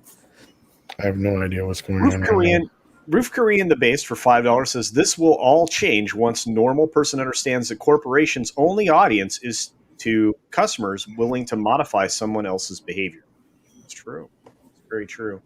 And I saw Cass in the Shadows, also known as Mando Merc, popped up in the chat. I didn't send him a link in Discord because I hadn't seen him for a bit, so I apologize. Completely forgot, and I will make sure you're on the next. Miriam's here. Hello, good to see you. Incredible artist and comic creator. Accidental Tourist for $5 Canadian says that is actually the best story Mads has ever shared. Yes, and believe me, he talks about things all the time, including being set on fire. It's only like the third time I've heard it too. Oh, yeah. Hey, Tom, I haven't heard it yet. I'm picking. I know. Commander Ed Straker shares a point. My sister's boyfriend lives in a Latino neighborhood in East LA. Okay. Latinx. I will bet he will have a DVD of Bad Wiener. Widow. Black Widow. Okay, next Saturday. All right. Well, that's interesting. You used to be able to walk down the street in New York. Well, what's his issue about piracy and stuff? Because piracy is a very nuanced thing. Like, yeah, that's kind of what we're talking about. I mean, because I've heard some of it about like the whole like does it hurt or help music or hurt or help movies? It's a big variable. When it comes to shit like Black Widow or Game of Thrones, does it really hurt? Probably not. When it comes to shit like Judge Dredd or whatever the hell it was called, the one with Dredd. Yeah, the newer one, and stuff like John Schnepp's documentary. Yeah, it very much hurts because I was told directly from somebody that one of the main reasons we never got a Dredd 2 sequel had nothing to do with anything more than the motherfucker was pirated more than anything. Holy cow. That's interesting. Yeah. That's good to know. I wonder what it didn't matter how well it sold because it was pirated that much more. That sucks. Wow. Yeah, that was a great movie too. Yep. I thought it was well done, and I liked the original because I'm Stallone. But I love Stallone, it's kind of the same thing with like music back in the day. Like there was artists like Blink 182 and stuff like that who really, really, took off because of that. And yeah, they sold a lot more CDs and stuff. But then, if you're somebody like Paul McCartney, you are definitely going to be losing out if everybody's downloading your shit. I mean, I can see where that's going to be a big impact on your wallet. Now, does he need the money? No. Tom, a lot of it too is like, people that actually enjoy, these movies and music will go and support their artists. True. Most of the people who pirate really don't care to begin with. No. There are people that wouldn't pay for it regardless. No, and do I support it? Not really, but I don't see it as big of a problem as like it basically killed the music industry, but it ain't hurting the movie industry. Well, no, that's a big misconception. The music industry was already hurting. The music industry was a dinosaur. You could definitely say it hastened it. But the other thing, too, is you have to look at the reason why the music industry was failing is because they had such a tight grip on everything. And if you were a new musician, it was very difficult to break into the industry. And the internet was a godsend because you had a new means of going and distributing your music to people. You could find new fans on the internet rather than having to go and basically sell your soul to a large corporation. Well, a lot of people are pissed off at the music industry right now because of the rampant DMCA stuff that's been going on and all the it all goes back to Rhea. Yeah, it's just they're pissed right now. A lot of people are pissed at the music industry, probably not rightly so because it's not the artist's fault, but they're pissed at the industry because they come and they're the ones that are sitting there and making bogus copy claims a lot of times. It's the whole reason that Twitch changed scrubbed, like they scrubbed literally everybody's bots and everything from their account. I had my entire account history wiped out. You guys gotta watch you gotta watch Just Some Guy's video where he talks about YouTube and using music, and it is so ridiculous. I mean, if they made it easy to where you could like pay $5 to use a song in your video, that'd be great. But you're looking at 70% of your revenue as a YouTuber if you use a song going to the label. Well, and even if it's like 5% of your video. Well, it used to be like, okay, like back when I would do Twitch, like if I would do a gaming stream, because I know people, they want to hear like a little something in the background. I would have my Spotify playing like super low, and just enough that a viewer could, faintly hear the song low underneath like what was going on, because I didn't have the game volume too high. That's the reason why you use royalty-free music. Yeah. But it was never a big deal because I played it at the threshold that the censors for Twitch wouldn't pick it up. But then they started clamping down when the music industry started just DMCA bombing everything. And they started threatening Twitch. And so then Twitch, what did they do? They passed the buck along to the platform user, which sucks because, that cost me like pretty much most of my bots. And they scrubbed everybody's bots. They just scrubbed your entire catalog. You have to essentially start all your content from scratch. And I had a lot of stuff saved, whether it was clips, whether it was, straight up full VODs. And it's all gone. And that stuff I'll never get back. Hang on. Tom was wanting to say something on this too. Oh, sure. Yeah. Well, it's just, no, I'm not going to disagree with you, Comix. Like, yeah, it's the greediness of the industry did bring it to a crippling, like, stance before Piracy, and Piracy just kind of brought it to its knees and killed it. But you're right. It was already a dying industry. Yeah, YouTube and all these other things opened up other avenues for other musicians. I mean, I'm so glad we have Billie Eilish and fucking Taylor Swift and all those from that crap. No, but anyhow, like, again, it just goes to show that kids have no fucking taste. Well, I mean, the other thing too is that the majority of the money went to the music industry. Yes, very little of that money actually went to the actual artists themselves. A lot of them got their money up front. Yeah, when you had Metallica coming out and Camp Chaos was doing their videos on Napster, and you had I don't remember who it was. And she's like, Napster stealing my pennies. I mean, the commentary was right. I mean, that's exactly what it was. I mean, the people who were really losing out were not the artists. It was. Oh, I guess you could say it's the artist because they're making pennies on the dollar. Well, that's the thing is it's never been an industry that's been lucrative for any artists. Yeah, none of the artists have ever made any money off of anything other than their live performances and merchandise, and that's even if and only if they own the merchandising right. Like, look, it's one of those things where in the music industry, unless you can become some kind of self-made band like a lot of the rap guys did in the 90s and shit. You're underneath their thumb, and the same thing happened in the rap industry because look at what fucking Suge Knight did to everybody. Yeah, it's a racket. Is ultimately it is. And then I just was brought an article by Jesse Miller. I think he sent it to me the other day. This is the fucking truth. The record companies have kept all the revenue that the radio stations have ever paid for any kind of song play because they just play the ASCAP. Because I knew this when I worked there. We don't keep track of what we play. No. It just sent out they just sent out a check to ASCAP every fucking month. ASCAP don't pay nobody.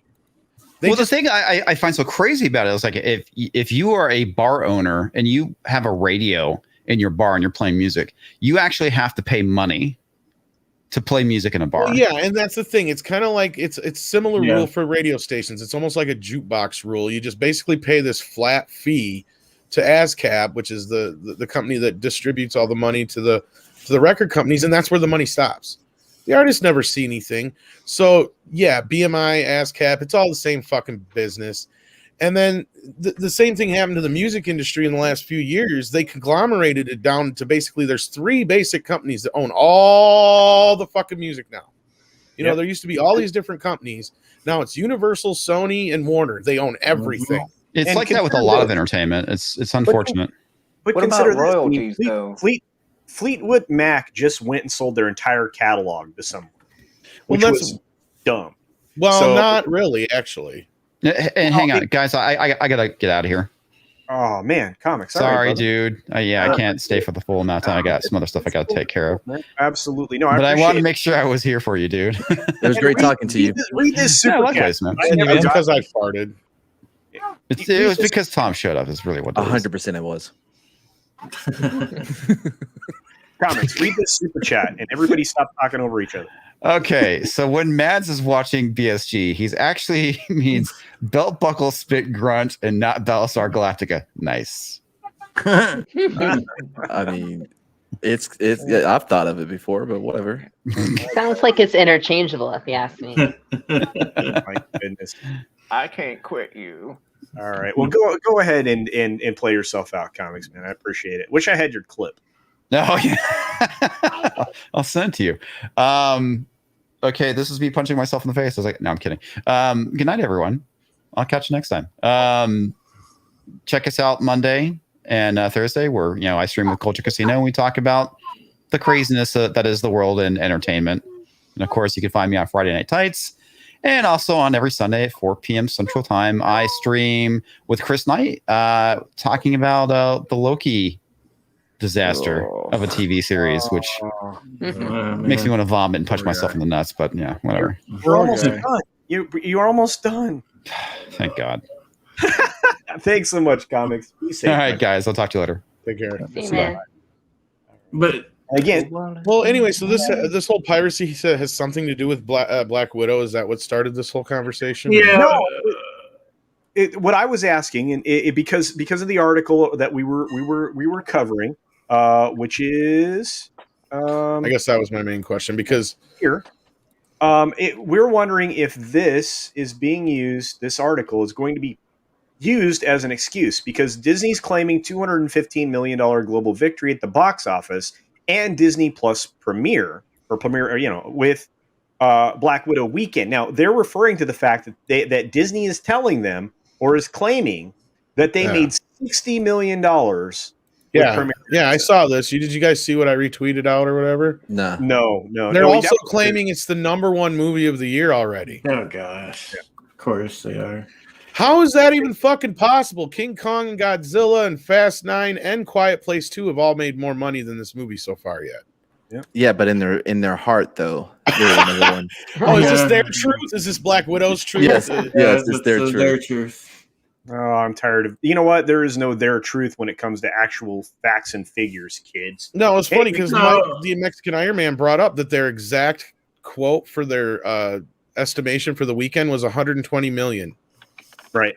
Add together Disney Plus the US box office. How much do you get? 120 million? Exactly. It felt rhetorical. I think that's why nobody responded. I think so. Oh, I just suck at math. So.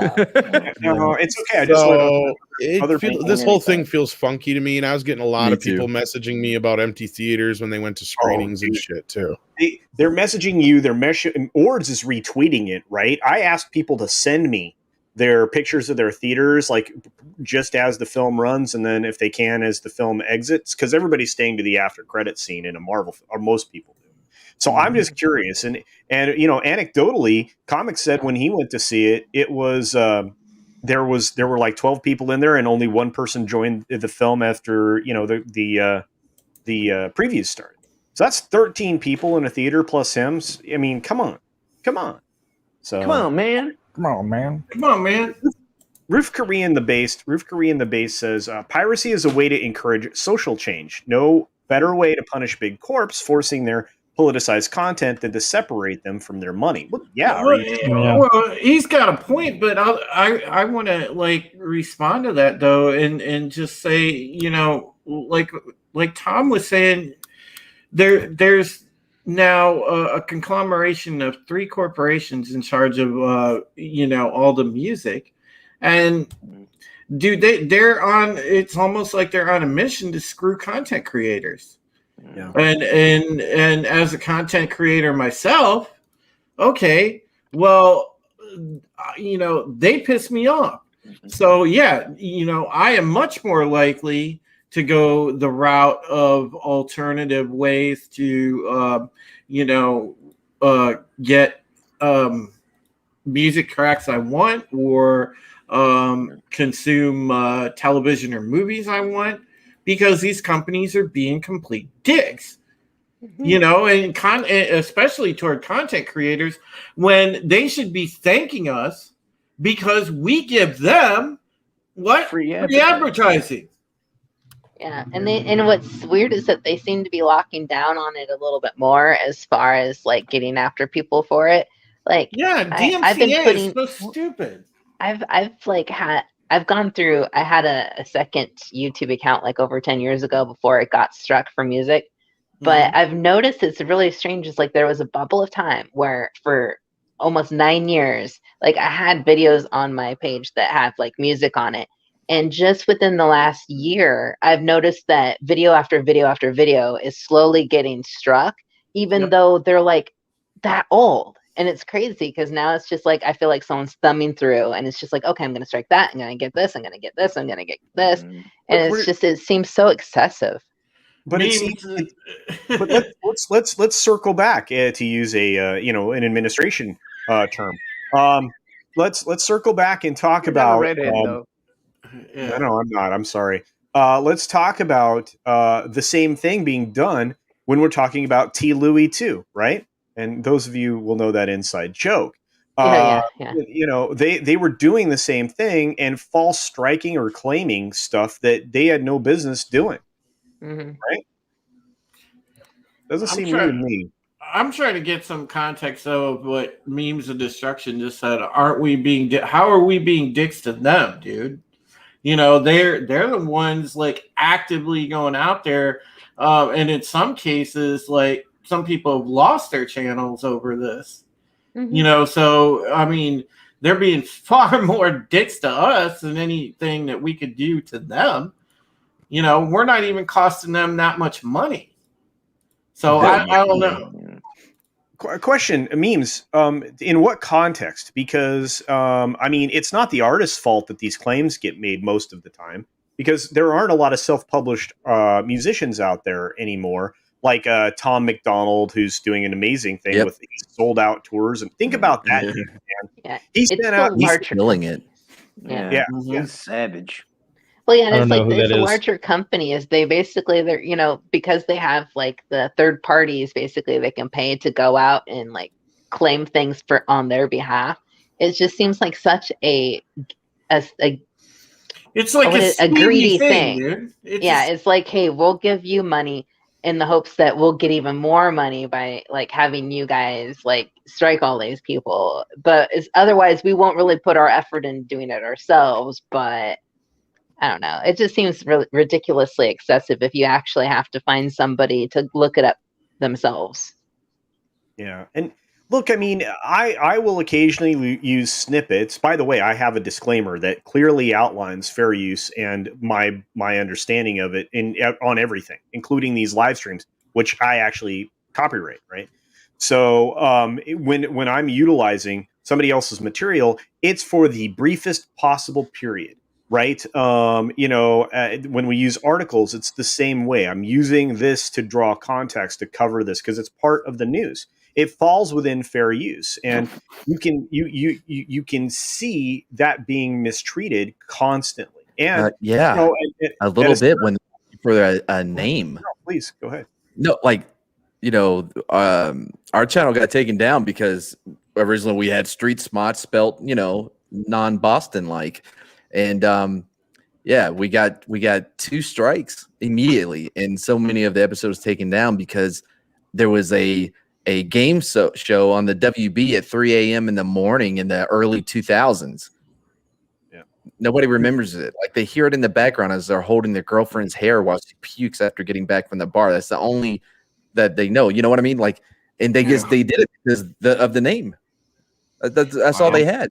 Well, Yeah, memes. You know what? This is good because you added context to this. yeah. Yeah, didn't most of the folks here make up their minds about this movie before it was released? Well, I had an incredible amount of insight into this film. I'm still going to see it, so I can. I'm not doing a review of the film. I'm still going to see it. One of the things we're not doing is doing spoilers here because AFK has not yet seen the film. Yeah, I'm So, like seriously. Neither have I. Yeah, I haven't seen it either. I've seen it, and actually, I was wrong. Like, I actually enjoyed parts of it. Yeah, I'll tell Parts. memes. I'm going in completely blind. I'm not going in thinking that it's gonna suck or anything. I'm actually excited for the fact that it's a Black Widow movie. I think that it's way too late, but at the same time, I think I mentioned it earlier. It's just that I've always been asking for a Black Widow movie, and it's kind of like that Zack Snyder-y thing. Even though it might suck, I've been asking for it for like over a decade, so I have to go watch it, and I know I'll enjoy it to a point. Tom, Well, the Snyder cut was way better than Black Widow, in my opinion. Oh, I would not sit through that 4 hours no, again. I just mean as far as like when you're asking for it and you get it, if you don't go and see it, then like what were you trying to say? Oh, this is something that just come across my my desk. It's, according to Decider, did you know that Legally Blonde originally ended with Reese Witherspoon's Elle Woods and Selma Blair's Vivian Kensington, getting together? What? No. And then all of a sudden down here, this lady, Karen McCullough, says this is not true. No, like, and she would know. If you can make a bigger script so people could actually read it. She is the writer of Legally Blonde. But not only they doubled down on this shit, they reposted the story 2 days later. Wow. You're kidding me. No. Wow. God, see, they're even woking stuff that came out 20 years ago. Yeah, she went on to say it's not true. She's the writer. Because everyone is bye. Yeah. Sorry. No, not true. it is in our hearts. It is not her truth anyway. No. But memes, I don't think anybody. I mean, Disney equals bad, therefore this will be bad. Disney's current direction is bad, but not everything they've done is bad. Especially, there are some recent good things that they've done. Again, I had a ton of insight into this, and again, Mad Martigan said there are parts of it that are good. I mean, I always go into something cleansing my brain of anything that's in there so I can watch it with an open mind. And I've been turned around on some stuff. I wasn't turned around on Loki. Two things. Like, well, first, like, if you put shit on like 6 of my 7 sandwiches, like I'm gonna start thinking you're gonna put it on all of them. So if they keep giving us bad movie, bad show, time after time, like eventually, like we're gonna start like just expecting that the next one is gonna be garbage. There's nothing wrong with that. That's just like that's just that's a trend that they're going down. Forgot the second one, so there's that. I had a second one, I forgot what it was. Yeah, Musso. Yeah, it was. Sorry, memes. This is not a great way to have this conversation. Musso Limited was a third party acting on behalf of Sony. Whether or not something is unreleased or not does not make it immune from fair use. It doesn't. With the commentary on leaks and everything else, it falls within the context of fair use. It doesn't matter what it is. There are court decisions that say that's the case. And you know what? You're right as far as the other stuff. My supposition is that when something is woke or heavily intersectional, that it will end up being bad because it replaces that stuff for story almost every time. In fact, I'd like somebody to cite something that doesn't do that. That's something that was recently produced that was directed this way, because there's very little. And And again, I'm not going to get into the politics of all of that. Again, that's not what the show's for. But I just had to say. Well, it's like it's very limiting in the stories that you can tell in the first place when it comes to that, because, like you said, it's like if you're injecting that into your movie, then you're going to be doing that first and foremost, other than the writing. And so you go in with a checklist and you're like, okay, well, we can't have strong male characters. And if we have any male characters, they have to be either, like incompetent, or they have to be the villain. We have to be able, every single scene, one of these strong female or strong this or that diverse characters have to be able to do this. It's like there's no real like story anymore. It's just like following a formula for like every single thing. Like you can practically predict some of these movies now. Like, oh boy, I bet this female character is going to do this at this point, and then they do. Well, what I've noticed is like even when they have a female villain, they never let any guy beat the villain. Like Ragnarok, same thing. Like she basically had to, you had to have the whole Ragnarok thing to beat her. Just pay attention. You're not going to see any men that actually went against a female villain. There was only one good example where that wasn't true, and that's when Thanos gave the backhand to Captain Marvel. But she took a headbutt from him. No, my go-to, if you want to see something that just doesn't care, is the Hot Fuzz, where Simon Pegg jump kicks an old lady in the face. That's one of my favorite scenes of all time because it's so unexpected and hilarious. Yeah, and here's the thing. Can kick women. You can, and you can kick men. I mean, it works. I mean, if we're equal, we're equal. I'm going to pound on each other equally. Speaking of which, Rogue Disney says, I still go to the parks because it's a place with the strongest memories of my dad. That's right. It holds a lot of nostalgia. And a lot of people still consume those elements of Disney.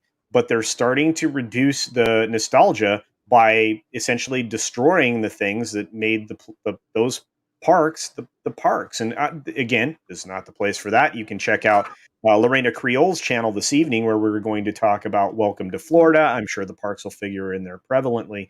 But yeah, this is an excellent point. And again, Disney's not all bad. I won't say that. Justin Proper's just here looking. Here's an opinion. Luca was great. That just came out of Disney.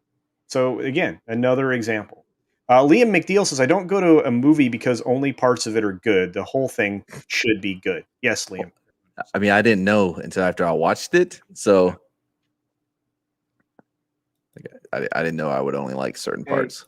Yeah. Well, that's the hard thing. It's like, how do you really know anymore? Like, I've got to say, since I've been avoiding so many things, trying to not spoil myself or anything, I have seen numerous, video titles for different reviews that people have put up. And if you're trying to figure out whether you want to see a movie or not, and all you have is pretty much like very polarizing views, because like I've either seen people say, dude, this movie sucks, or wow, this was actually kind of fun, I enjoyed it. And so like when you're looking for that, you get one or the other, and then you pretty much like, we have a lot of people I've noticed that are just making their decisions based off of what popular people are saying in the community, which I think is, it's fine to listen to what they think, but it's also important to make your own decisions, Which is why we've gone out of our way to not do any spoilers so that AFK can enjoy the film. So, you guys rock. Trust me, Kat. You can always follow my instructions. Because of me, spoilers never do anything to me. I can see entire movie structures, all story. It doesn't matter. Experiencing it to me is like this experience, but I trust like review. Like I don't go to a movie theater without seeing a review of the movie. Period. Well, and I waste $60 or $70 to take my kids to the movie theater to find out the movies. I remember when the trailer used to give away the whole movie. Mm-hmm. It used to. Well, it still does. Because I can predict what's going to happen in the film by trailers now, and so. Well, unironically, though, I mean, like they would just literally just slap like 5 scenes together, and 9 times out of 10, it was like part of the end of the film and shit. And the climax, they would just give away the movie, because they knew the movie was good. They wouldn't care, I don't know. YouTube is horribly guilty of that. They came the closest to ruining Black Widow for me, because you know how they like put ads and stuff before videos? Mm-hmm. They had one that wouldn't let me skip for 5 seconds, and literally in the 5 seconds they said a line that I was like, I did not want to hear that ahead of time. And I was so angry because they're when it wasn't the first time they did it since that too. They just kept pushing the trailers, and I'm like, dude, the biggest problem with the trailers is like what you're saying is that they put everything in them. Unfortunately, like, for Black Widow, though, is like one of the least of the films that I would ever worry about because there's nothing to really spoil in it, I guess. Right, but that's the thing. If the movie's so small and you're going to put like pretty much a clip from every single fight scene or like the jokes that, you know, you want someone to laugh at, but you put them in the trailer instead so that when you see them, like, are the people really going to laugh the same, you know? I mean, they got your money, though. Yeah. By the way, Tom, you want to answer this from Roof Korean?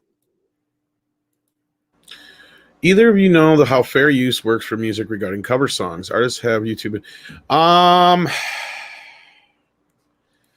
I've seen multiple. Like it's kind of like what Comix was saying earlier. It's also you're at the mercy of however they decide to do it.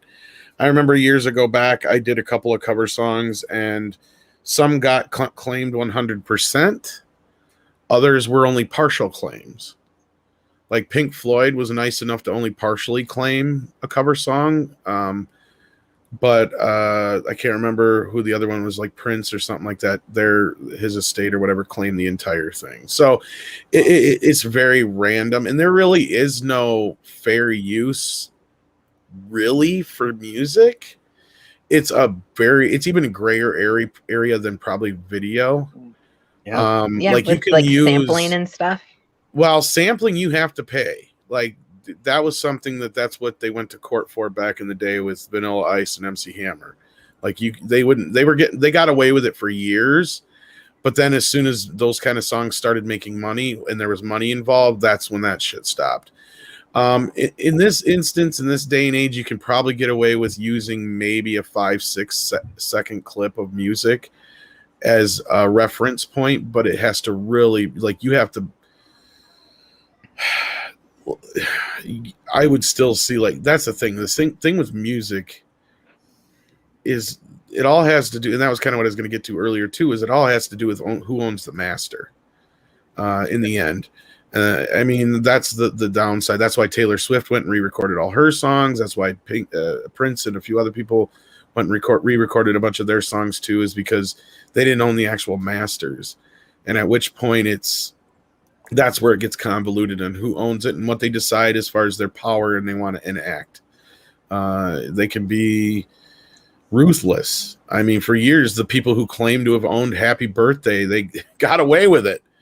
And then in the end, they got sued back. But I think it was Warner, if I'm not mistaken, who was claiming for years they owned it. But can't do it. Yeah. What did Vanilla Ice do? Like, all of his stuff was original. Oh no, Sure. I love that. The claim was, no man, that song goes da da da da da da da da. This one goes da da da da da da da da. No, it's dun dun dun dun dun. You hear that? It's that little pink. Yeah, it's completely different. What are we even talking about? Come with me from the Godzilla soundtrack by Puff Daddy, P Diddy. I don't know, whatever he was. Was he Puffy? I think he was Puff Daddy at the time. All right. Anyway, he changed that just enough that he got away with it from the Zeppelin thing. no, he didn't, because he had them actually playing on it, dude. Yeah. Jimmy Page was actually playing. Yeah. No, that was Kashmir, right? I heard that story completely differently then, because they kept saying that it was completely different. So he actually had Jimmy Page playing that. Jimmy he's Page even in the video. Yeah. Is he really? Yeah, you better be because careful. I heard that and I was like, oh man, now they're sampling Zeppelin, Kashmir, and I got really upset and I was like, Jimmy Page must be pissed. And then the video came on and Jimmy Page was in the video and I was like, I've lost so much respect for Jimmy Page. This is the I problem. hope you don't get Tupac'd. What? I hope you don't get Tupac'd. I'll be fine. But I thought I just heard that completely differently. So I have to tell you, I am surprised. No, and in fact, I think that was a very huge deal for wow, man. Led Zeppelin. Again, see, this is the Mandela effect right here. Is something I heard something. In fact, Stain Bears. Because it's rare to get Led Zeppelin to sign off on anything. Very, very rare. For some reason, the only song they allow Thor Ragnarok. I was going to say the only song they seem to allow out very often is the Immigrant Song. It's been in Thor Ragnarok and School of Rock and like one or two other places, but otherwise, it's really difficult to get your hands on Led Zeppelin music. And same thing with Beatles and Pink Floyd. Wait, Beatles. I hear like Beatles songs and everything. You sure they ain't covers? Okay, they may be. That's a fair point. Yeah, I mean, well, Paul McCartney reacquired the rights to the Beatles. There is catalog, right? in the past, there's a few instances, but very rare. Yeah, I don't know what the status is now, though. I thought Apple owned that. Well, I don't know. I know that I thought that he got it back from the Michael Jackson shortly before he passed away. I don't know about that because Michael sold most of it to Sony. I thought that ended up over at Apple somehow. Man, see? Well, Apple is the company that they own, but you might be thinking of the deal that Apple Music made with them a few years back, because it was the first time the Beatles music was ever on digital like that.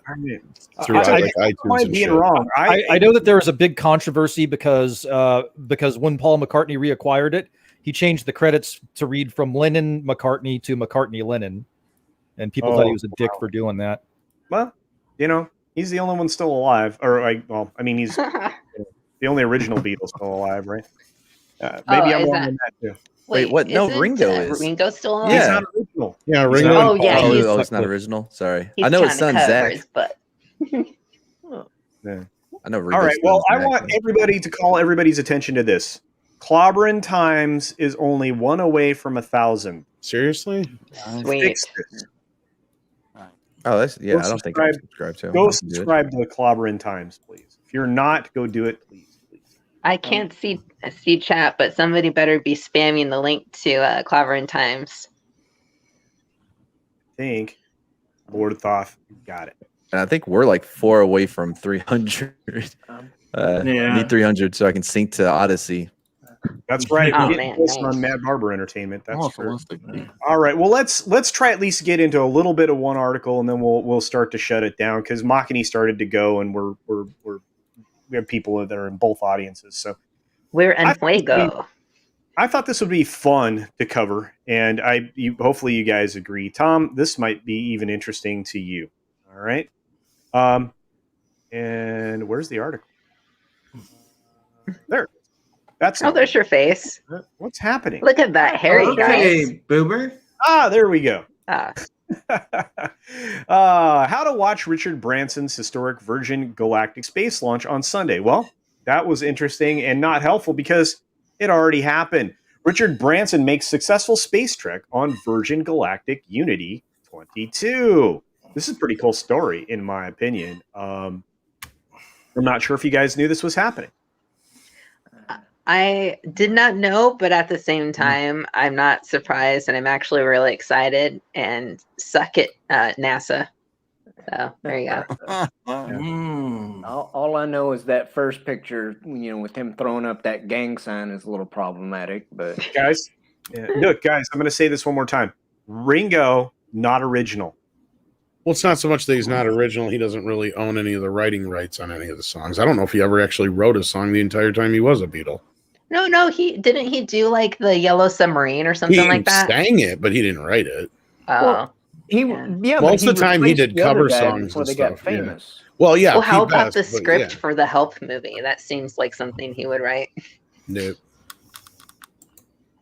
Oh, you saw it live, D-Bud Martin. Cool. All right. So here, real quick, we'll read through this. Richard Branson has won the foot race among billionaires to blast into space. Branson, 70, and a crew of 3 others briefly achieved weightlessness on Sunday after his Virgin Galactic Unity 22 craft took off from the Spaceport America facility in Truth or Consequences, New Mexico.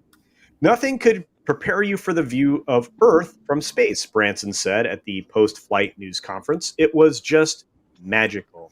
The British billionaire was one of 6 passengers for the test flight that departed around 7:40 a.m. Pacific time from the Spaceport America facility in Truth or Consequences, New Mexico. Wow, that's dumb. Anyway, keep going. The plane touched down again in the New Mexico desert about an hour later after achieving speeds of more than 3 times the speed of sound and vaulting up to more than 282,000 feet above Earth. The Virgin Galactic live stream hosted by Stephen Colbert, I don't care, was glitchy, but did offer grainy pictures of Branson and others floating around the Unity 22 capsule. Branson called it the experience of a lifetime and praised all those who put in hard work to get us this far. Branson's flight comes about a week before Amazon founder Jeff Bezos has a scheduled July trip through on would have been the way I put that, his Blue Origin exploration venture. And Tesla chief Elon Musk was behind space tourism venture SpaceX. So there you go. He got cheered on, and guess who met him there ahead of time? Oh, there it is. That's a better picture. Pretty awesome, right? Jeez. Can you just, think about that for a moment and just what it is. A kid one day going to outer space. That's insane just in itself. And they're going to be so disappointed when they see that it's flat. And Australia does not exist, right? New Zealand's in the wrong place. That's all I know. Yeah. No, I was so crazy. I learned that people don't, there are some people who legit don't think Australia exists. And I'm like, man, it to sounds be like that a made-up person, accent. Like that accent sounds made up. Like you can't, and all those animals that are down there are weird as heck. right? Oh, sorry, but space. A lot of things that can kill you in Australia. There are no astronauts in the wild in Australia. Yeah, It's a very cool picture. Yeah, and man's dream since he first stared up into stars. Absolutely. How can I get there? Yeah, we can definitely give him a lot of credit for being a big thinker. For sure. He rolled from Virgin Records into Virgin, air travel, and then into Virgin Galactic. So he's just constantly doing pretty amazing things. But let's look at the picture of who he was hanging out before the flight with. Who was he hanging out with? I don't know. Elon. That's Elon Musk. Dude. Oh, I don't trust that guy.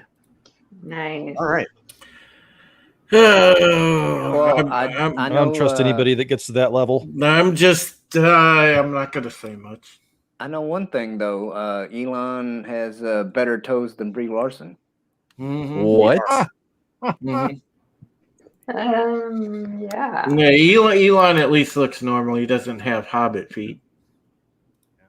It memes is like to infinity and beyond. Yeah. Oh yeah, dude. If it had the Thunderbird, that'd have been awesome. To Bilderberg and beyond. Yeah, everybody wants to tell Tom that Ringo got writing credits for things with the Beatles. I don't even remember any of them. They say Octopus's Garden is one of them. Okay, that'd be the only one. Maybe, yeah, I guess. That does actually sound like something he'd write. Super dopey. But to be fair, I love that song. So, meh. What about the little help from my friends? Didn't he sing that one at least? I think the Beatles are highly overrated. Oh yeah, he sang a lot of shit. No, I agree. He just didn't write a lot that I know of. Oh yeah, me myself. This might be a hot take, but I'd put the Stones over the Beatles. But me too. I don't really give a shit about either one. Yeah, the Harrison. He only wrote 2 songs, so. Yeah, I put the Who over the Beatles. Wow, strong take. Well, I feel like we accomplished not even quite half of what I wanted to talk about, but at least it was a lot of fun. To the 88 of you that are still with us, no, it's great. You really thought we were going to get through all that culture? Surely lower you your did. expectations, man. We hit the second topic, so that's pretty awesome. Expectations subverted. Yeah, but he had to force that one in after we hit 2 hours when we were 1 hour 45, guys. We're going baby steps. Maybe we can do a lightning round on the final topic. Oh yeah, what's the final topic? I don't remember. It's not that important. I just want to say thanks again to the 88 people that are still watching out there. Woo-hoo. And all of the folks that sent super chats, all of the subscribers that have been here and will be here on the replay. And of course, all of the members. And thank you, Eric Winberg, for an amazing Shiba Inu sticker right at the end. I will be updating the merchandise store here, if not today, early tomorrow. And there will be some Bear Dog merchandise available. I will be at the Vegas meetup starting August 11th through the 15th. So understand that I'm going to try to hang out with as many people as possible. Hopefully Tom shows up if he's been guilted enough or shamed enough into coming. And probably all the other great people that you guys follow. So you guys are absolutely the best. And so I'm going to let everybody do their dance on the way out. We'll start with our special unannounced guest, our friend Tom That's from you, Midnight. Tom. What am I doing? Saying hi, I got stuff. Come Hello, see. my baby. Hello, my honey. Hello, my ragtime gal. Yeah. There's a claim. Send me a kiss by wine. I seriously promote something. Safe sex. Okay. Mead radio. Appreciate it. Good answer. I should do some mead radio. You should. You should. All right. Well, we've moved everybody around. Let's start with, we're going to move our veteran here. We're going to promote him because he's got a beard and kids. Hey, thank you guys for coming. Later I'll be doing a video probably later today showing off the benchmark for Final Fantasy 14. They just released it. It's a thing you could download if you are interested in playing 14. It's free to download. What it does is it tests your computer to see if your computer can handle the next expansion and everything goes with it, while also allowing you to create a character with all the characters from all the expansions, all the races and stuff. You can create whatever you want, and they'll save it for when you actually get the game. Dude. When the next expansion was launched. So I know AFK told me she was thinking about it. This will, trust me, do that. Download the benchmark, test it out. You can test out your character creation. It does a whole trailer, like it'll have like a benchmark trailer that it goes through. And other than that, I'll be doing some more streams of Minecraft with my brother and his friend, and I'll be doing more videos as I can when I can. But please subscribe to me. I'm only 160, almost 160. So awesome, man. All right. Well, we're closing in on some good numbers. Of course, we also have our buddy Tim joining us, former veteran. Or I guess he is a veteran. He's a former military man. What's going on with Tim? Former veteran. Well, I just did yet another episode of my anime. Okay, let me rewind. I just did another episode of my Anime Academia yesterday, and we're doing a little show called Outlaw Star now. It's pretty good, and it's I'm not sure how old it is. It's one of the older ones, I think. But it's still better than like Anti-America, Captain America, and stuff like that. So Saturdays 3 p.m. so far, unless the time changes somewhere along the way. Yeah, come by and watch some anime with us sometime. Well, there you go. And you've got people in the audience that agree with you wholeheartedly. Next up, we have my good friend, or one of my many good friends on the panel, my buddy Supreme Heretic, also known as Drew Taylor. Yeah, so make sure that Thursday you check out the Pegasus Sexual podcast. Also, meet with my Rogue Entertainment brethren on Tuesday, coming up this week for the Rogue Squadron. And hopefully I see Culture on at least one of those streams. I'll be there. So Thursday is a big one for us, guys. If you are into BSG, like I said, come check out Pegasus Actual. We didn't get to do it last week because I had power outage and it sucked. So we're going to do the Death of Starbuck episode. We're doing Maelstrom, season 3, episode 17. That's going to be a good one. So make sure you come and check out that discussion and review of that episode because, if I remember right, Culture, that was actually really interesting. Yeah. The whole dynamic in that episode. So I think this will be a great week. I think the show will be wonderful. So I'm looking forward to that a lot. Yeah, and besides that, just make sure if you haven't subbed to my channel, please check it out because I do a lot of content just beyond pop culture and stuff because we do High Heresy, which we talk about politics and current events, which I am very keen in on. I'm very passionate about.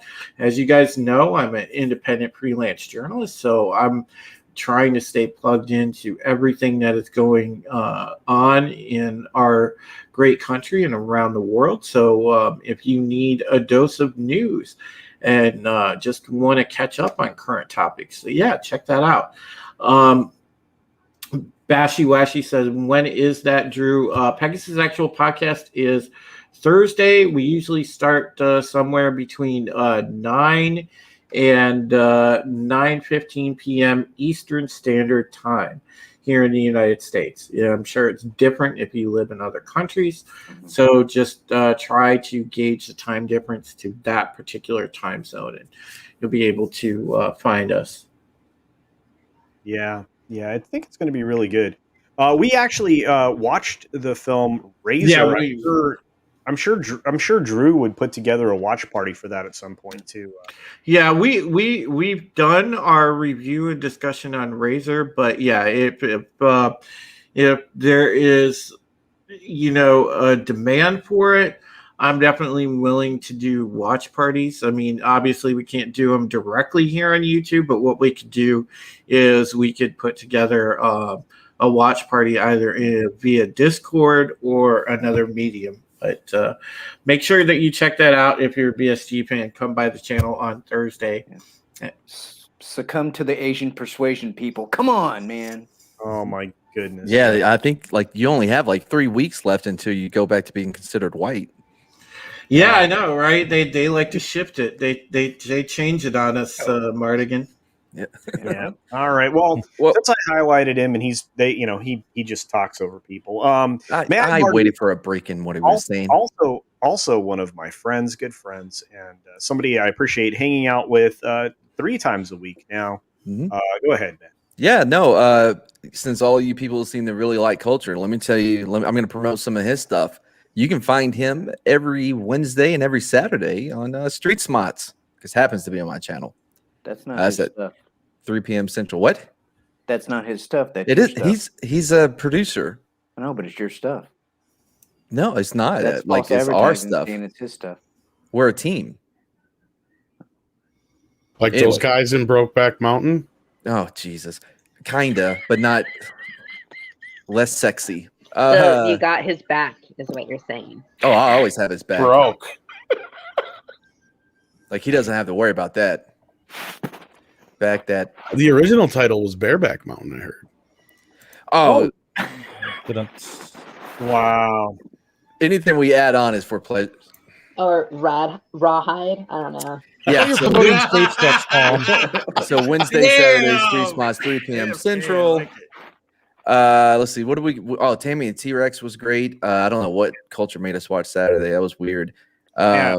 Wednesday live. Wednesday live is a new show. Yeah, that you didn't promote.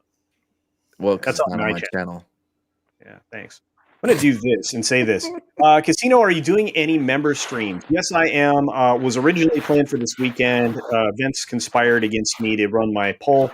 So I'm going to throw the poll up later today for all the members. I will be doing a live member stream. You guys are going to vote on the time. We're going to try to make it a little earlier in the day so the folks across the pond get a chance to join us. And I'm going to give you 3 options in the poll. Thank you all for being members, and I appreciate the reminder.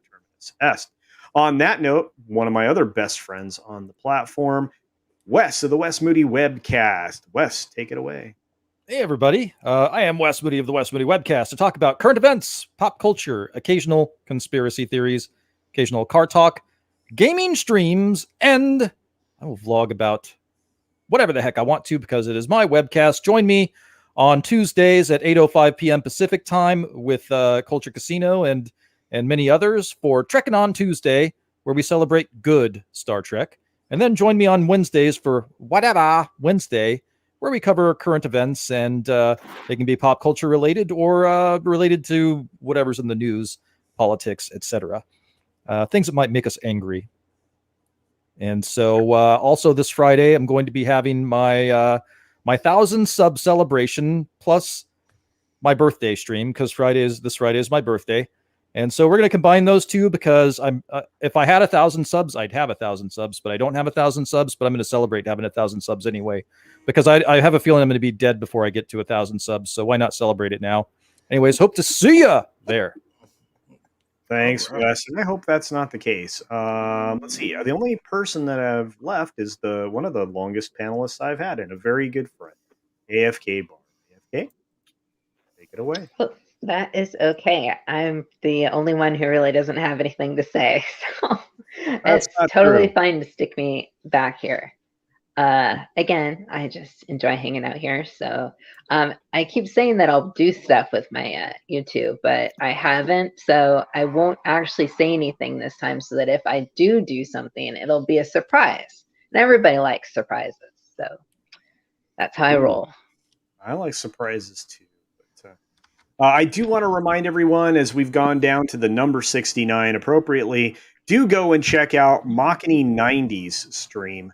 Over on his channel at Machiny 90 or Machiny Draws, depending upon. I think you can find it both ways if you search it. If you're not already a subscriber over there, he is drawing Tifa from Final Fantasy, as he was starting to sketch out for us earlier during the stream. Anyone else have anything to say on the way out the door? Kumquat. 9/11 was an inside job. Wow. Inside my ass. Loose change, guys. Loose change. Be sure to take care of yourself, take care of others, wash your hands, of course, because it's good hygiene. It really is. And until next time, bye. And this is Culture Song. The song is Culture's. Culture Casino. Culture Casino. He likes Beano.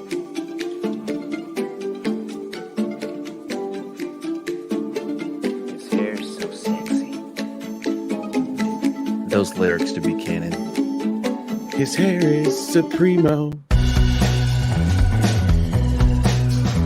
Culture's porno music. Culture's porno music. Culture's porno music. Check out the 70s bush.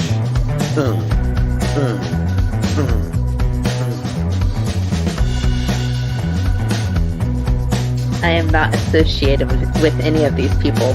Why did I get muted? I didn't even say anything. I never see not yet released in the chat.